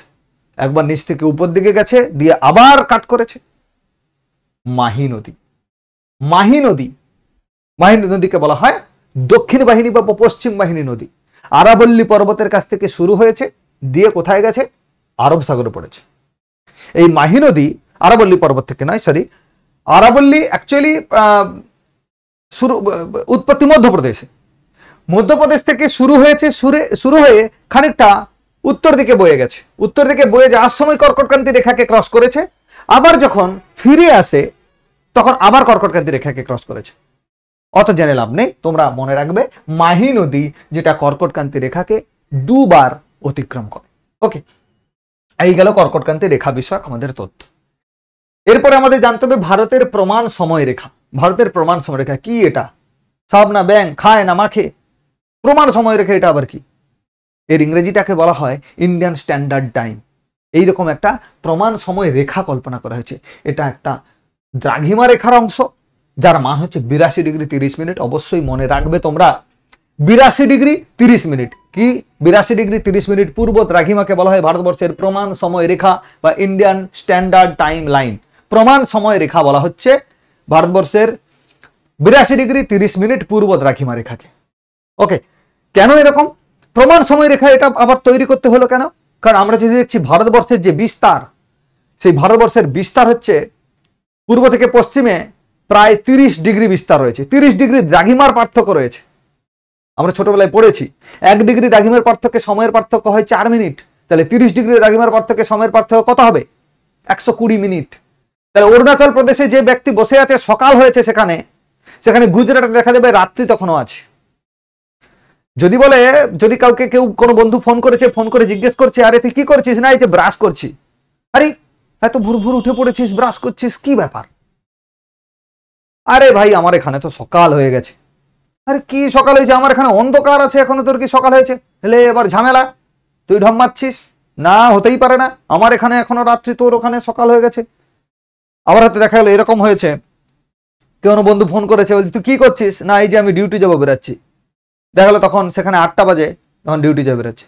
আজ রাত্রিবেলা তোর ডিউটি, কি করে হয়? সেখানেও আবার ঝামেলা, একটা অবিশ্বাসের প্রশ্ন চলে আসছে। যখন ট্রেন ঢুকছে, অ্যানাউন্স করছে, দেখা গেলো 6টার সময় ট্রেন ঢুকবে। অরুণাচল প্রদেশে যখন যাচ্ছে, দেখা গেলো 8টার সময় ট্রেন ঢুকতেছে, বলে না রাইট টাইমে ট্রেন ঢুকেছে। সে এক ঝামেলা। 30 ডিগ্রি পার্থক্যের জন্য এই অরুণাচল প্রদেশ আর গুজরাটের এলাকাতে একটা 2 ঘন্টার টাইমের ডিফারেন্স হয়। ট্রেন চলাচল হোক, প্লেন চলাচল হোক, যাবতীয় অফিসিয়াল ডিউটি, সব জায়গায় এক্সপোর্ট ইম্পোর্ট ডিউটি, যত কিছু পুরো কার্য পরিচালনা হয় কি টাইম মেনটেন করেই তো। সময়ের তো একটা দাম আছে। তো সেই জায়গায় যাতে এই ধরনের কোনো মিসম্যাচ না হয়, এই ধরনের কোনো গন্ডগোল বা কন্ট্রোভার্সি না হয়, সেই জন্য বলা হয়েছে যে না তো অরুণাচল প্রদেশের অনুযায়ী টাইম চলবে, না তো গুজরাট অনুযায়ী টাইম চলবে, বা অরুণাচল প্রদেশের দ্রাঘিমাংশ অনুযায়ী টাইম চলবে, না গুজরাটের দ্রাঘিমা অনুযায়ী টাইম চলবে। বলছে এসব ছাড়ো, একটা দুটোকে ব্যালেন্স করা যায় এরকম একটা জায়গা খুঁজতে হবে। সেই জায়গাটা পাওয়া গেছে কোথায়? 82 ডিগ্রি 30 মিনিট দ্রাঘিমাতে গিয়ে পাওয়া গেছে। সেই দ্রাঘিমার উপর ডিপেন্ড করে এই যে অরুণাচল প্রদেশকে কিছুটা পিছিয়ে আনা হয়েছে আর গুজরাটকে কিছুটা এগিয়ে আনা হয়েছে, এনে এরকম একটা ব্যালেন্স করা হয়েছে 82.5 ডিগ্রি বা 82 ডিগ্রি 30 মিনিট পূর্ব দ্রাঘিমা। কারণ আমরা দেখেছিলাম এদিক থেকে শুরু হচ্ছে 68 ডিগ্রি 7 মিনিট থেকে 57 ডিগ্রি 25 মিনিট। তাহলে এখান থেকে 82 ডিগ্রি যদি হয়, এদিক থেকে 15 ডিগ্রি বাড়িয়ে দেওয়া হয়েছে, এদিকে 15 ডিগ্রি কমিয়ে দেওয়া হয়েছে, ব্যাস ল্যাটা চুকে গেল। একটা ব্যালেন্স টাইম করে দেওয়া হলো। এও বলবে যে না আমি ঠিক আছে, ও বলবে না ঠিক আছে, হ্যাঁ এই ব্যাপারটা, এই ব্যালেন্সটা কোনো ব্যাপার না, এরকম করে টাইমটা বানানো হয়েছে। এও কখনো বললো না যে আমি এগিয়ে আছি, এও কখনো বললো না আমি পিছিয়ে আছি। এই যে কন্ট্রোভার্সি, এটাকে মিনিমাইজ করার জন্য ভারতের প্রমাণ সময় রেখা যেটা হচ্ছে 82 ডিগ্রি 30 মিনিট। এইবার একটা কনসেপচুয়াল বিষয় আছে এখানে। আমি তোমাদেরকে বলেছিলাম আমাদের গ্লোবের মাঝামাঝি যে উলম্ব রেখা, তাকে বলেছিলাম মূল মধ্য রেখা। তার মান বলেছিলাম কি বলতো? 0 ডিগ্রি। 0 ডিগ্রি এটা গ্রিনিচ শহরের উপর দিয়ে গেছে, সেই জন্য এটাকে বলা হয় গ্রিনিচ মিন টাইম, এই মূল মধ্যরেখা। এইবার মূল মধ্যরেখার সাপেক্ষে যদি 68 ডিগ্রি 7 মিনিট হয়, তাহলে এখানে পার্থক্য কত? 68 ডিগ্রি পার্থক্য। 68 ডিগ্রি যদি পার্থক্য হয়, এটাকে 70 ধরে নাও। তাহলে 4 ডিগ্রিতে যদি 1 ডিগ্রিতে 4 মিনিটের পার্থক্য হয়, তাহলে এই 70 ডিগ্রির সঙ্গে 4 ডিগ্রি গুণ করলে কত হবে? 280। 280 যদি হয়, তাহলে অ্যারাউন্ড 5 ঘন্টার পার্থক্য, সময়ের পার্থক্য মূল মধ্যরেখার সঙ্গে। Yes or no? আরে বোঝা যাচ্ছে কি? সবাই একটু কমেন্ট করে জানাবে বোঝা যাচ্ছে না যায়নি। ঘুমিয়ে পড়ো না ক্লাস করতে করতে, ঘুমিয়ে পড়লে সব ঘুমিয়ে যাবে। তাহলে 68 ডিগ্রি 7 মিনিট, এটাকে 70 ডিগ্রি ধরে নিলে তাহলে 7 4 28 280 মিনিটের পার্থক্য। 280 মিনিট সমান কত? 4 ঘন্টা 40 মিনিট। কিন্তু এখানে দেখো ভারতের প্রমাণ সময় ও গ্রিনিচের সময়ের মধ্যে পার্থক্য 5 ঘন্টা 30 মিনিট। কত ঘন্টা? 5 ঘন্টা 30 মিনিট। কত সময়ের পার্থক্য? 5 ঘন্টা 30 মিনিট। 5 ঘন্টা 30 মিনিট কি করে আসছে? কি করে আসছে? কারণ দেখো এই ইন্ডিয়ান স্ট্যান্ডার্ড টাইমের মান কত? ইন্ডিয়ান স্ট্যান্ডার্ড টাইমের মান হচ্ছে 82 ডিগ্রি 30 মিনিট। 82 ডিগ্রি 30 মিনিট, হ্যাঁ কি না? তাহলে 82 ডিগ্রি 30 মিনিট বা 82.5 ডিগ্রি যদি হয়, তাহলে 82 ইন্টু 4 করলে কত হবে? 4 2 8, 8 4 32, 3 ঘন্টা 28 মিনিট। কত? 3 ঘন্টা, সরি 328 মিনিট। 328 মিনিট হাফ ডিগ্রির জন্য কত? 2 মিনিট। কত হচ্ছে? 330 মিনিট। 330 মিনিট, 330 মিনিটকে ভাগ করো তো 60 দিয়ে, কত মিনিট হয়? কত ঘন্টা কত মিনিট হয় দেখো তো, বের করো, ক্যালকুলেটর খোলো। ক্যালকুলেটর খুলে ক্যালকুলেট করে বলো কত ঘন্টা কত মিনিট। তোমরা এত অলস হলে হবে? 5 ঘন্টা 30 মিনিট। কত হচ্ছে? 5 ঘন্টা 30 মিনিট। 6 5 30 আর 30 মিনিট, 5 ঘন্টা 30 মিনিট। তাহলে ইন্ডিয়ান স্ট্যান্ডার্ড টাইম আর মূল মধ্যরেখা বা গ্রিনিচ মিন টাইমের পার্থক্য কত সময়ের? 5 ঘন্টা 30 মিনিট। ওকে, তাহলে 5 ঘন্টা 30 মিনিট যদি হয়, এটা কোন দিকে অবস্থিত? ইন্ডিয়ান স্ট্যান্ডার্ড টাইম বা ভারতবর্ষ মূল মধ্যরেখা সাপেক্ষে কোন গোলার্ধে? পূর্ব গোলার্ধে অবস্থিত। যদি পূর্ব গোলার্ধে অবস্থিত হয়, তাহলে সূর্য কোন দিক থেকে উঠছে? সূর্য কোন দিক থেকে উঠছে? পূর্ব দিক থেকে ওঠে। তাহলে পূর্ব দিকে আগে সকাল হবে না মূল মধ্যরেখায় আগে সকাল হবে? নিশ্চয়ই পূর্ব দিকে হবে। ভারতবর্ষে আগে সকাল হবে। ভারতবর্ষ আগে সকাল হচ্ছে বলে তাই বলা হচ্ছে 5.5 ঘন্টা এগিয়ে, টাইম সর্বদা এগিয়ে। অর্থাৎ মূল মধ্যরেখাতে যখন মানুষ ঘুমোচ্ছে, এখানে তখন বা রাত্রি 12টা, এখানে তখন ভোর 5:30। ভারতবর্ষে ভোর 5:30, আর মূল মধ্যরেখাতে তখনও রাত্রি 12টা। বোঝা গেল কি বিষয়টা? এই হচ্ছে আমাদের কনসেপ্ট। নেক্সট দেখো, এরপরে আসবো আমরা ভারতের প্রতিবেশী দেশ সমূহ। প্রতিবেশী দেশ সম্পর্কে তো আমাদেরকে জানতে হবে। কে কখন অ্যাটাক করে পালাচ্ছে, কে কোথায় অ্যাকোয়ার করে নিচ্ছে, কোন কোন জায়গা নিয়ে নিচ্ছে, এইসব প্রতিবেশী দেশের কথা যখন জানবো, দেখবো বাংলাদেশ, তার প্রশাসনিক বিষয়গুলো আমরা জানবো, তার আন্তর্জাতিক যে সম্পর্ক সেই বিষয়ে আমরা জানবো। পাকিস্তান আছে, পুরো একদম শেষ করে দিয়ে, পুরো মানে সমাজ ব্যবস্থাটাকেই পুরো শেষ করে দিয়েছে, মনুষ্যত্ব মানবিকতাটাকেই পুরো শেষ করে দিয়েছে। যাই হোক, তবুও প্রতিবেশী দেশ তো, বাবা হয়ে ছেলের তো খবর রাখতে হবে, তাই রাখা দরকার আছে। পাকিস্তান, ভারতবর্ষের প্রতিবেশী দেশ হচ্ছে পাকিস্তান। কি? পাকিস্তান। পাকিস্তানের সঙ্গে ভারতবর্ষের সীমানার দৈর্ঘ্য 3323 কিলোমিটার। 3323 কিলোমিটার, যেটা গুজরাট, রাজস্থান, পাঞ্জাব, জম্মু কাশ্মীর আর লাদাখের সঙ্গে যুক্ত আছে। আফগানিস্তানের সঙ্গে 106 কিলোমিটার আমাদের রাস্তা ছিল, আমাদের সীমানা ছিল। যে সীমানাটাকে আমরা কি বলি? আমরা বলি ডুরান্ড লাইন। বর্ডারটাকে বলা হচ্ছে ডুরান্ড লাইন। এই যে ডুরান্ড লাইন, এটা কিন্তু বর্তমানে আর নেই।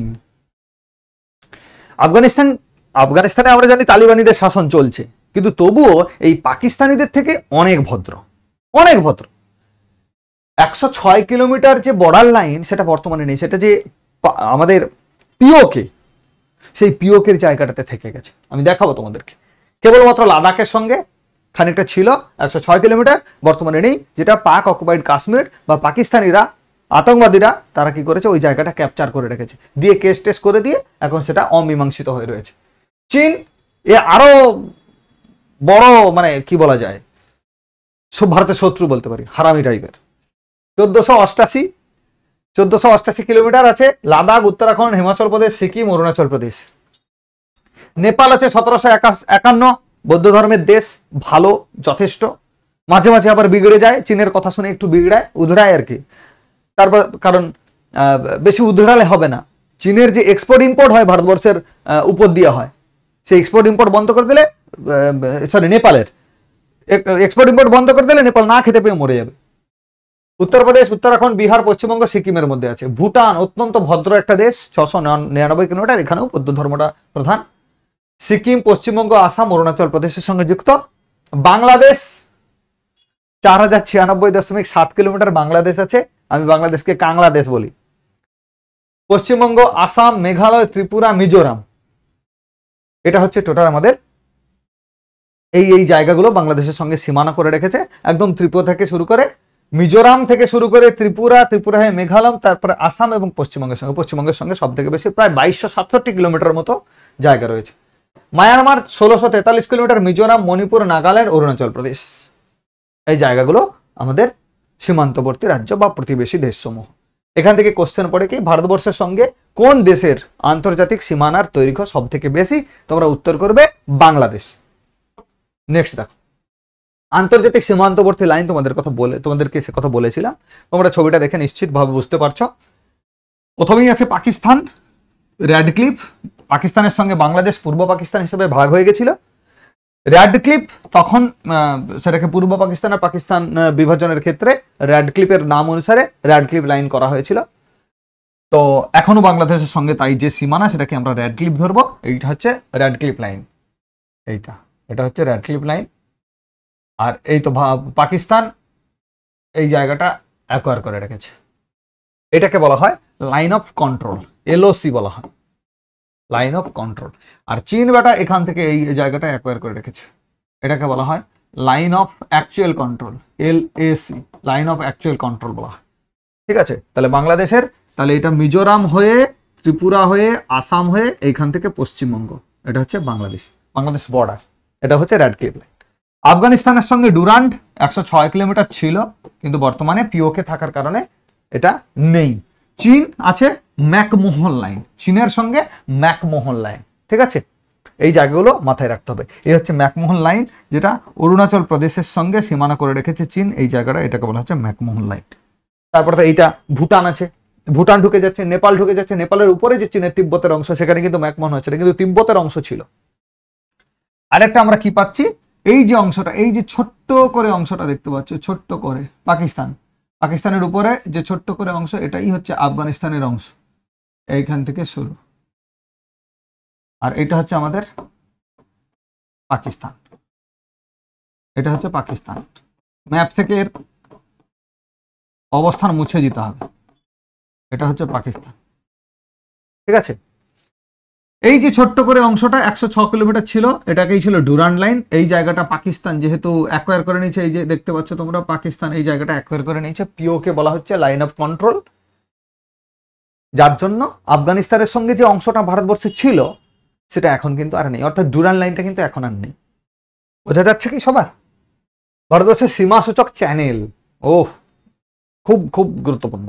সীমা সূচক চ্যানেল মানে ভারতবর্ষের সঙ্গে অন্যান্য বা দ্বীপ, চ্যানেল বলতে দুটো দ্বীপ, তার মধ্য দিয়ে একটা কাল্পনিক রেখা বা অক্ষরেখার মান কত, এটাকে বলা হচ্ছে চ্যানেল। এই তোমরা দেখতে পাচ্ছ কি, হ্যাঁ 8 ডিগ্রি চ্যানেল কার মধ্যে আছে? দেখো, এইটা হচ্ছে ভারতবর্ষ, এটা হচ্ছে ভারতবর্ষের দক্ষিণ ভাগ। এই দক্ষিণ ভাগ থেকে যদি আমরা দেখি, বাঁ দিকে আরব সাগরে আছে লাক্ষাদ্বীপ, লাক্ষাদ্বীপের পরে আছে মিনিকয়ের পরে আছে মালদ্বীপ। এই যে মিনিকয় আর মালদ্বীপ, তার মাঝখানে আছে 8 ডিগ্রি চ্যানেল। এর দিকে আমরা যদি দেখি, এই যে নিকোবর, আন্দামান নিকোবরের পরে এই যে অংশটা, এটা হচ্ছে ইন্দোনেশিয়া,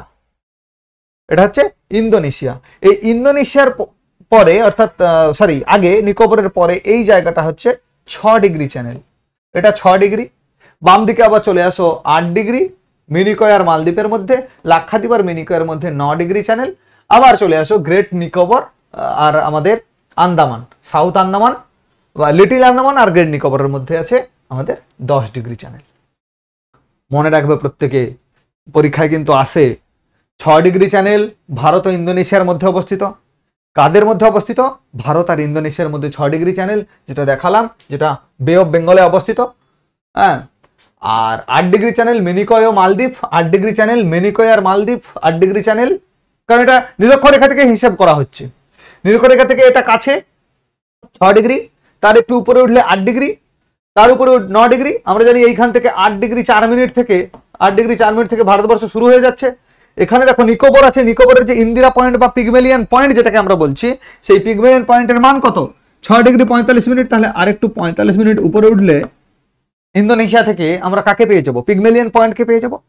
আবার এদিক থেকে মালদ্বীপ, মালদ্বীপ নিরক্ষরেখার কাছাকাছি অবস্থিত। মালদ্বীপের মানুষরা কিন্তু কালো কালো হয়। মঈনুদ্দিন মইজু এখানকার প্রেসিডেন্ট, মইজু কালো, রং কালো, নিরক্ষরেখার কাছাকাছি হচ্ছে না, রং কালো হয় এদের গায়ের রং।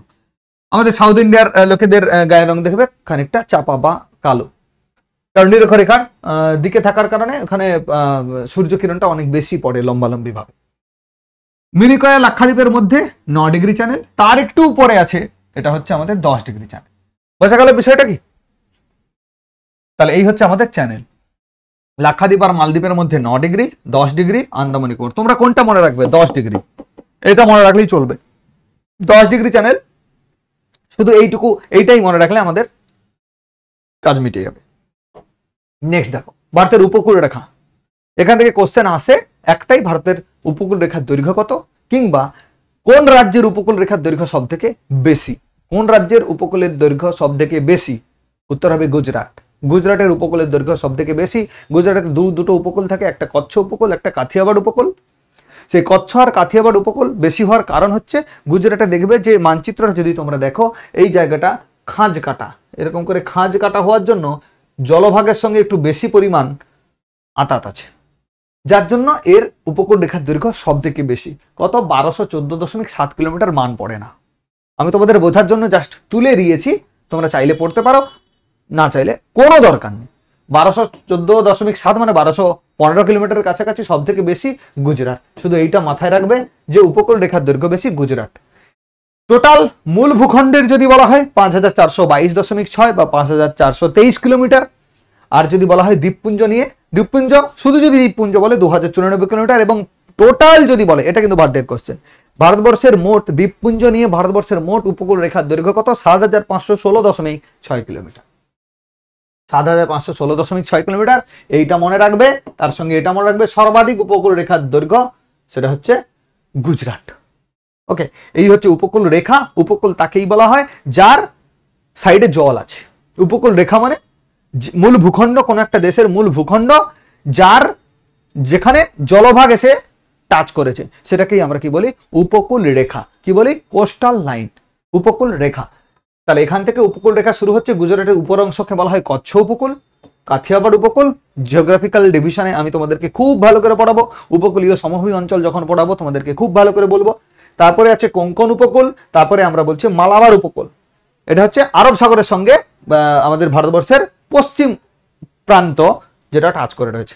যদি পূর্ব প্রান্ত বলা হয়, পূর্ব প্রান্তে আমরা শেষের দিকে পাবো করমণ্ডল উপকূল, করমণ্ডল। তার উপরে পাবো অন্ধ্র কোস্ট আর উৎকল কোস্ট। এইটাকে দুটোকে একসঙ্গে বলা হয় উত্তর সরকার উপকূল। কি বলা হয়? উত্তর সরকার উপকূল, টিএমসি সরকার নয়, উত্তর সরকার উপকূল।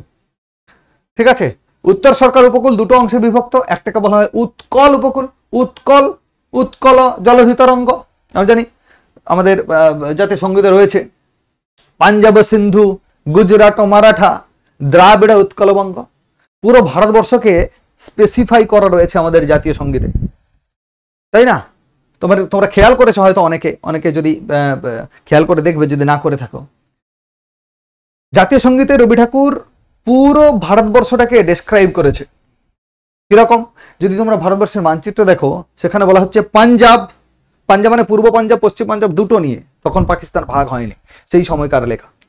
পাঞ্জাব ও সিন্ধু, তার নিচে সিন্ধু অঞ্চল, পাঞ্জাবের নিচে সিন্ধু অঞ্চল আমাদের এখন বর্তমানে পাকিস্তান অঞ্চলটা।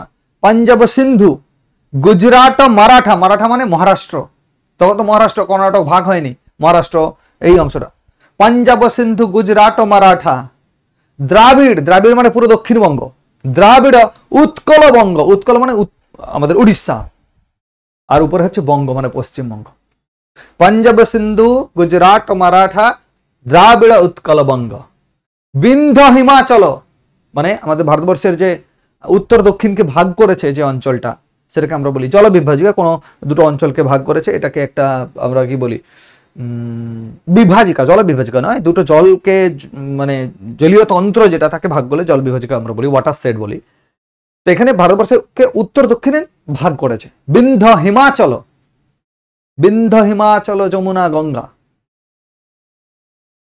হিমাচল অঞ্চল পুরোটার কথা বলা হয়েছে, হিমালয়ের কথা বলা হয়েছে বেসিক্যালি। আর গঙ্গা আর যমুনার মতো পবিত্র নদীর উল্লেখ করা রয়েছে আমাদের জাতীয় সঙ্গীতে।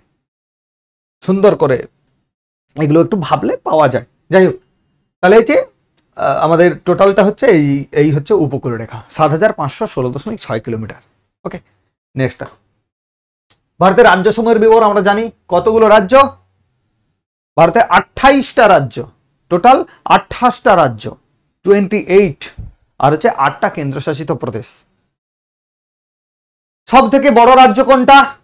সব থেকে বড় রাজ্য হচ্ছে রাজস্থান। সব থেকে বড় রাজ্য রাজস্থান, কিন্তু কোনো কাজের নয়, বেশিরভাগটা পশ্চিম প্রান্তটা মরু অঞ্চল, থর মরুভূমি বলি আমরা, থর মরুভূমি।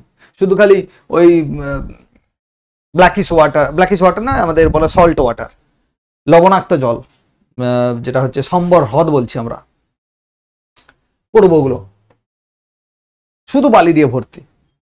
বৃহত্তম রাজ্য হচ্ছে রাজস্থান, সব থেকে বড়। ক্ষুদ্রতম গোয়া। ফ্যাকচুয়াল ডাটা মনে রাখবে অবশ্যই, পরীক্ষায় আসে, এগুলোই পরীক্ষায় আসবে। সর্বাধিক জনসংখ্যা 2011 সেন্সাস অনুযায়ী বলছি। বর্তমানে তোমরা নিশ্চয়ই কানাঘুষো শুনে থাকবে যে এবারেও সেন্সাস হতে চলেছে, আইদার 2025 হবে না, 2026-এর দিকে হয়তো সেন্সাস হবে। সেখানে জাতি ধর্ম এইসব বিষয় নিয়েও কিন্তু সেন্সাস হবে। সেই 2011 সালের পরে 2021 সালে হওয়ার কথা, তারপর তো 2021 সাল থেকে করোনা হওয়ার কারণে তো হয়নি, 2026-এর দিকে হবে।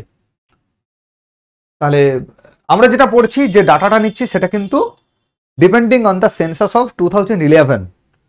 সব থেকে বড় রাজ্য হচ্ছে রাজস্থান, ক্ষুদ্রতম গোয়া।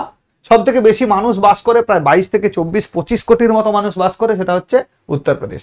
সব থেকে কম সিকিম, খুব কম জনসংখ্যা, এখানকার মানুষ থাকতে এখন ভয় পাচ্ছে, কারণ আমরা শুনেছি আগের বছর বিরাট বড় একটা হড়পা বান যেটাকে আমরা বলছি, এসে পুরো সিকিমটা ধ্বংস হয়ে গেছে। সর্বাধিক জনঘনত্ব, সব থেকে বেশি জনঘনত্ব যদি আমরা দেখি, বিহারে গাদা গাদা করছে মানুষ, 1100 মতো মানুষ প্রতি বর্গ কিমিতে থাকে। তারপরে পশ্চিমবঙ্গ 1028 জন করে থাকে। সব থেকে কম জনঘনত্ব অরুণাচল প্রদেশ, বন জঙ্গল অঞ্চল, পাহাড় আর বন জঙ্গলে ভর্তি অরুণাচল প্রদেশ। সর্বাধিক সাক্ষরতা, সব থেকে বেশি শিক্ষিত মানুষ কোথায় আছে? কেরালাতে। কেরালাতে আছে সব থেকে বেশি শিক্ষিত মানুষ, সেখানে আমরা জানবো বামফ্রন্ট সরকার রয়েছে। সর্বনিম্ন সাক্ষরতা কোথায় আছে? বিহারে। সর্বাধিক সর্বনিম্ন সাক্ষরতা বিহার। কিন্তু বর্তমান বিহার যেভাবে এগোচ্ছে, যার জন্য রেসপন্সিবল তোমরা জানো, নাম শুনেছো, খানসের। তা বিহারের যে এখন এডুকেশনকে নিয়ে বিরাট বড় একটা রেভলিউশন নিয়ে এসছেন। তো বর্তমানে ভারতবর্ষের সেন্সাস 2011 অনুযায়ী কিন্তু বিহার সব থেকে কম সাক্ষরতা যুক্ত রাজ্য। বুঝে গেল? এই হচ্ছে ভারতবর্ষের ম্যাপ। 28টা রাজ্য, 8টা কেন্দ্রশাসিত প্রদেশ, প্রত্যেকটা এখানে রয়েছে। নেক্সট দেখো, ভারতের রাজ্যসমূহের বিবরণ আর কি কি আছে। পৃথিবীতে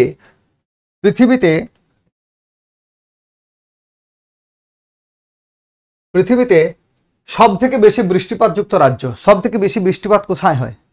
আসামে হয়।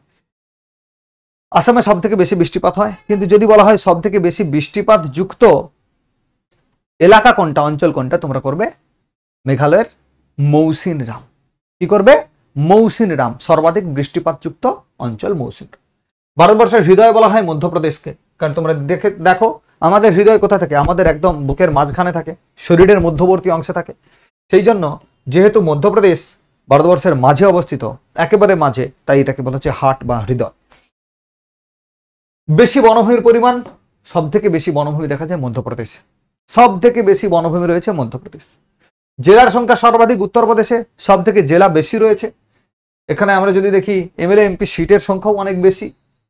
ভারতের প্রথম ভাষাভিত্তিক রাজ্য অন্ধ্রপ্রদেশ, প্রথম 1956-এ যখন রিঅর্গানাইজেশন অফ স্টেট হচ্ছিল তার কিছু আগে শ্রী রামালু, পট্টভি শ্রী রামালু ভাষার ভিত্তিতে রাজ্য দরকার এই দাবি করে অনশন করতে গিয়ে মারা যান। তারপরেই তড়িঘড়ি করে প্রথম ভাষাভিত্তিক রাজ্য তেলেগু ভাষীদের নিয়ে রাজ্য তৈরি হয়েছিল অন্ধ্রপ্রদেশ, এবং তাই ভাষাভিত্তিক প্রথম যে রাজ্যটা গঠন হয়েছিল দ্যাট ইজ অন্ধ্রপ্রদেশ। ভারতের দানের গোলা বলা হয় অন্ধ্রপ্রদেশ, এশিয়ার ডিমের ঝুড়ি বলা হয় অন্ধ্রপ্রদেশ। তোমরা যদি কেউ ভেলোরে ডাক্তার দেখাতে যাও দেখবে চারিদিকে সবাই এরকম ছোট ছোট ছোট ছোট ডিম পাওয়া যায়, প্রচুর ডিম, সেই জন্য এটাকে বলা হয় ডিমের ঝুড়ি। ভারতের আপেল রাজ্য হিমাচল প্রদেশ, কিন্তু টেস্টি আপেল কাশ্মীর। কাশ্মীরের আপেল সব থেকে, কাশ্মীরি আপেল সব থেকে বেশি টেস্টি। খনিজ ভাণ্ডারের দেশ কাকে বলা হয়? ঝাড়খণ্ড। খনিজ ভাণ্ডারের দেশ কাকে বলা হয়? ঝাড়খণ্ড। ঝাড়খণ্ড পুরো রাজ্যটা খনিজ সম্পদের উপরে পুরো বসে আছে, পুরো খনিজ সম্পদ নিচটাতে, তাই এটাকে বলা হয় খনিজ ভাণ্ডারের দেশ। দেবতার বাসভূমি উত্তরাখণ্ড কেন বলে তোমরা নিশ্চয়ই জানো, গঙ্গোত্রী, যমুনোত্রী, আমাদের বদ্রীনাথ, কেদারনাথ, যাইনাথ বলো, সব নাথ আমাদের উত্তরাখণ্ড, সেই জন্য। তাছাড়া এখানে যে বড় বড় পাহাড়গুলো রয়েছে তার উপরে যখন বরফগুলো জমে যায় শ্বেত শুভ্র আমরা বলতে পারি, একদম সাদা হয়ে যায়, অ্যাডব অফ গড বলা হয় এই উত্তরাখণ্ডে। তাই জন্য বলা হয় যেন দেবতারা ওখানেই বসবাস করে। কি জানি অত ঠান্ডায় দেবতাদের বাস কি করে হয়, মানুষের চিন্তা ভাবনা থেকে এই জায়গা যে দেবতাদের বাস। তবে হ্যাঁ, যে স্বর্গীয় আমরা বলতে পারি কি দৃশ্য ভালো লাগার মতো, সত্যি একটা মনের মধ্যে সেই ধরনের একটা ফিলিংস আসবে, যে ফিলিংসটা থেকে মনে হবে যে না সত্যিই যেন ভগবান এখানে বিরাজ করছে, শান্তি একদম। পঞ্চনদের দেশ বলা হয় কাকে? পাঞ্জাবকে। কাকে বলা হয়? পঞ্চনদের দেশ পাঞ্জাব। পঞ্চ আব, পঞ্চ দোয়াব, 5টা দোয়াব আছে। সিন্ধ সাগর দোয়াব থেকে শুরু করে চাজ দোয়াব, রচনা দোয়াব, বিস্ত দোয়াব আছে, 5টা দোয়াব। আমি তোমাদের ভূপ্রাকৃতিক বিভাগ যখন পড়াবো সমভূমিতে তোমাদেরকে বলবো যে সিন্ধু আর ঝেলামের মধ্যে কি আছে, সিন্ধ সাগর দোয়াব। ঝেলাম আর আমাদের চেনাবের মধ্যে আছে চাজ দোয়াব। তারপরে ধরো তোমার চেনাবের সঙ্গে রাবি, রচনা দোয়াব। রাবির সঙ্গে বিয়াস, বিস্ত দোয়াব। তারপর ধরো বিপাশার সঙ্গে শতদ্রু, না বিপাশার সঙ্গে শতদ্রুতে আছে বিস্ত দোয়াব। বারি দোয়াব আছে, বিপাশা আর ইরাবতীর মধ্যে বারি দোয়াব। তাহলে এইরকম দোয়াব আছে, সেটা হচ্ছে পাঞ্জাব। পাঞ্জাব কিন্তু সব থেকে উর্বর জায়গা, সব থেকে উর্বর জায়গা। আমরা যখন গ্রিন রেভলিউশনের কথা জানবো, সবুজ বিপ্লবের কথা জানবো, সেখানে আমরা দেখব যে এই সবুজ বিপ্লব যেটা বেসিক্যালি এই অঞ্চলে যে জায়গায় সংঘটিত হয়েছিল সেটা হচ্ছে পাঞ্জাব। এই জায়গাটা খুবই উর্বর, কারণ এই পঞ্চদোয়াব পুরো নদী আর তার পলিমাটি, অ্যালুভিয়াল সয়েল আমরা বলছি, এই পলিমাটি হওয়ার কারণে এই জায়গাটা খুব উর্বর, তাই এটাকে বলা হয় পঞ্চনদের দেশ। এই হচ্ছে টোটাল আমাদের ভারতবর্ষের পরিচিতি, বোঝা গেল? এই টোটাল ভারতবর্ষের পরিচিতি, ভারতবর্ষের বিস্তার থেকে শুরু করে উত্তর, দক্ষিণ, পূর্ব, পশ্চিম, কটা রাজ্য, তার রাজ্যের কিছু বৈশিষ্ট্য, প্রতিবেশী দেশসমূহ, সবগুলো আজকের এই ক্লাসে আমরা পড়লাম। আশা করি তোমাদের প্রত্যেকেরই বোধগম্য হয়েছে, প্রত্যেকে ভালো করে বুঝতে পেরেছো। যদি কারোর অসুবিধা হয় তোমরা অবশ্যই কমেন্ট করে জানাবে, আর যদি ভালো লাগে দয়া করে তোমরা ভিডিওটাতে লাইক করবে, যাতে পরে এই ধরনের ভিডিও বানানোর জন্য আরও খানিকটা উৎসাহ পাই। উৎসাহ কি আর কিভাবে আসে সেটা নিশ্চয়ই তোমরা প্রত্যেকেই অবগত, কারণ প্রত্যেকটা জিনিসের পেছনে একটা কোনো উদ্দেশ্য থাকে। মানুষ আজকে পশ্চিমবঙ্গের কথা যদি ভাবি, শুধু পশ্চিমবঙ্গে নয় সারা ভারতবর্ষের যে আনএমপ্লয়মেন্ট দেখছি, বেরোজগারি, সেখানে যদি তাদের এই প্রস্তুতি পর্বে চাকরি পাওয়ার পেছনে একটা বা কোনো অপরচুনিটি এসছে তাকে কাজে লাগানোর পেছনে যদি খানিকটা সহযোগিতা করতে পারি, আমি নিজেকে ধন্য বলে মনে করব। তাই সেই উদ্দেশ্যে এই ধরনের একটা বলতে পারো তোমরা পরিকল্পনা, সেই পরিকল্পনা যাতে এগিয়ে নিয়ে যেতে পারি, সুন্দরভাবে এগিয়ে নিয়ে যেতে পারি, তার জন্য তোমাদের সহযোগিতা অবশ্যই দরকার। তোমরা অবশ্যই তোমাদের কাজে লাগুক ভিডিওগুলো, তোমাদের স্বপ্ন পূরণ হোক, প্রত্যেকের ইচ্ছে পূরণ হোক। তাই তোমরা অবশ্যই ভিডিওগুলো দেখবে, লাইক করবে, প্রবলেম থাকলে কমেন্ট করবে, ভালো লাগলেও কমেন্ট করে জানাবে যে ভালো লেগেছে কি কেমন লেগেছে। তোমরা সাজেশন দিতে পারো যে না এইভাবে আরেকটু এইরকম করলে ভালো হতো, ওই রকম করলে ভালো হতো, যে কোনো একটা সাজেশন যদি তোমাদের দিতে ইচ্ছে হয় তোমরা অবশ্যই দেবে। আর সবার সাফল্য কামনা করি, সবার স্বপ্ন পূরণ হোক এই আশা রেখে আজকে আমি শেষ করছি। নেক্সট ক্লাসে আমরা ভূগোলের জিওগ্রাফিক্যাল ডিভিশন বা ফিজিওগ্রাফি অফ ইন্ডিয়া যেটা, সেটা আমরা পড়বো। আজকে এখানে শেষ করছি। সবাই ভালো থাকবে, টাটা।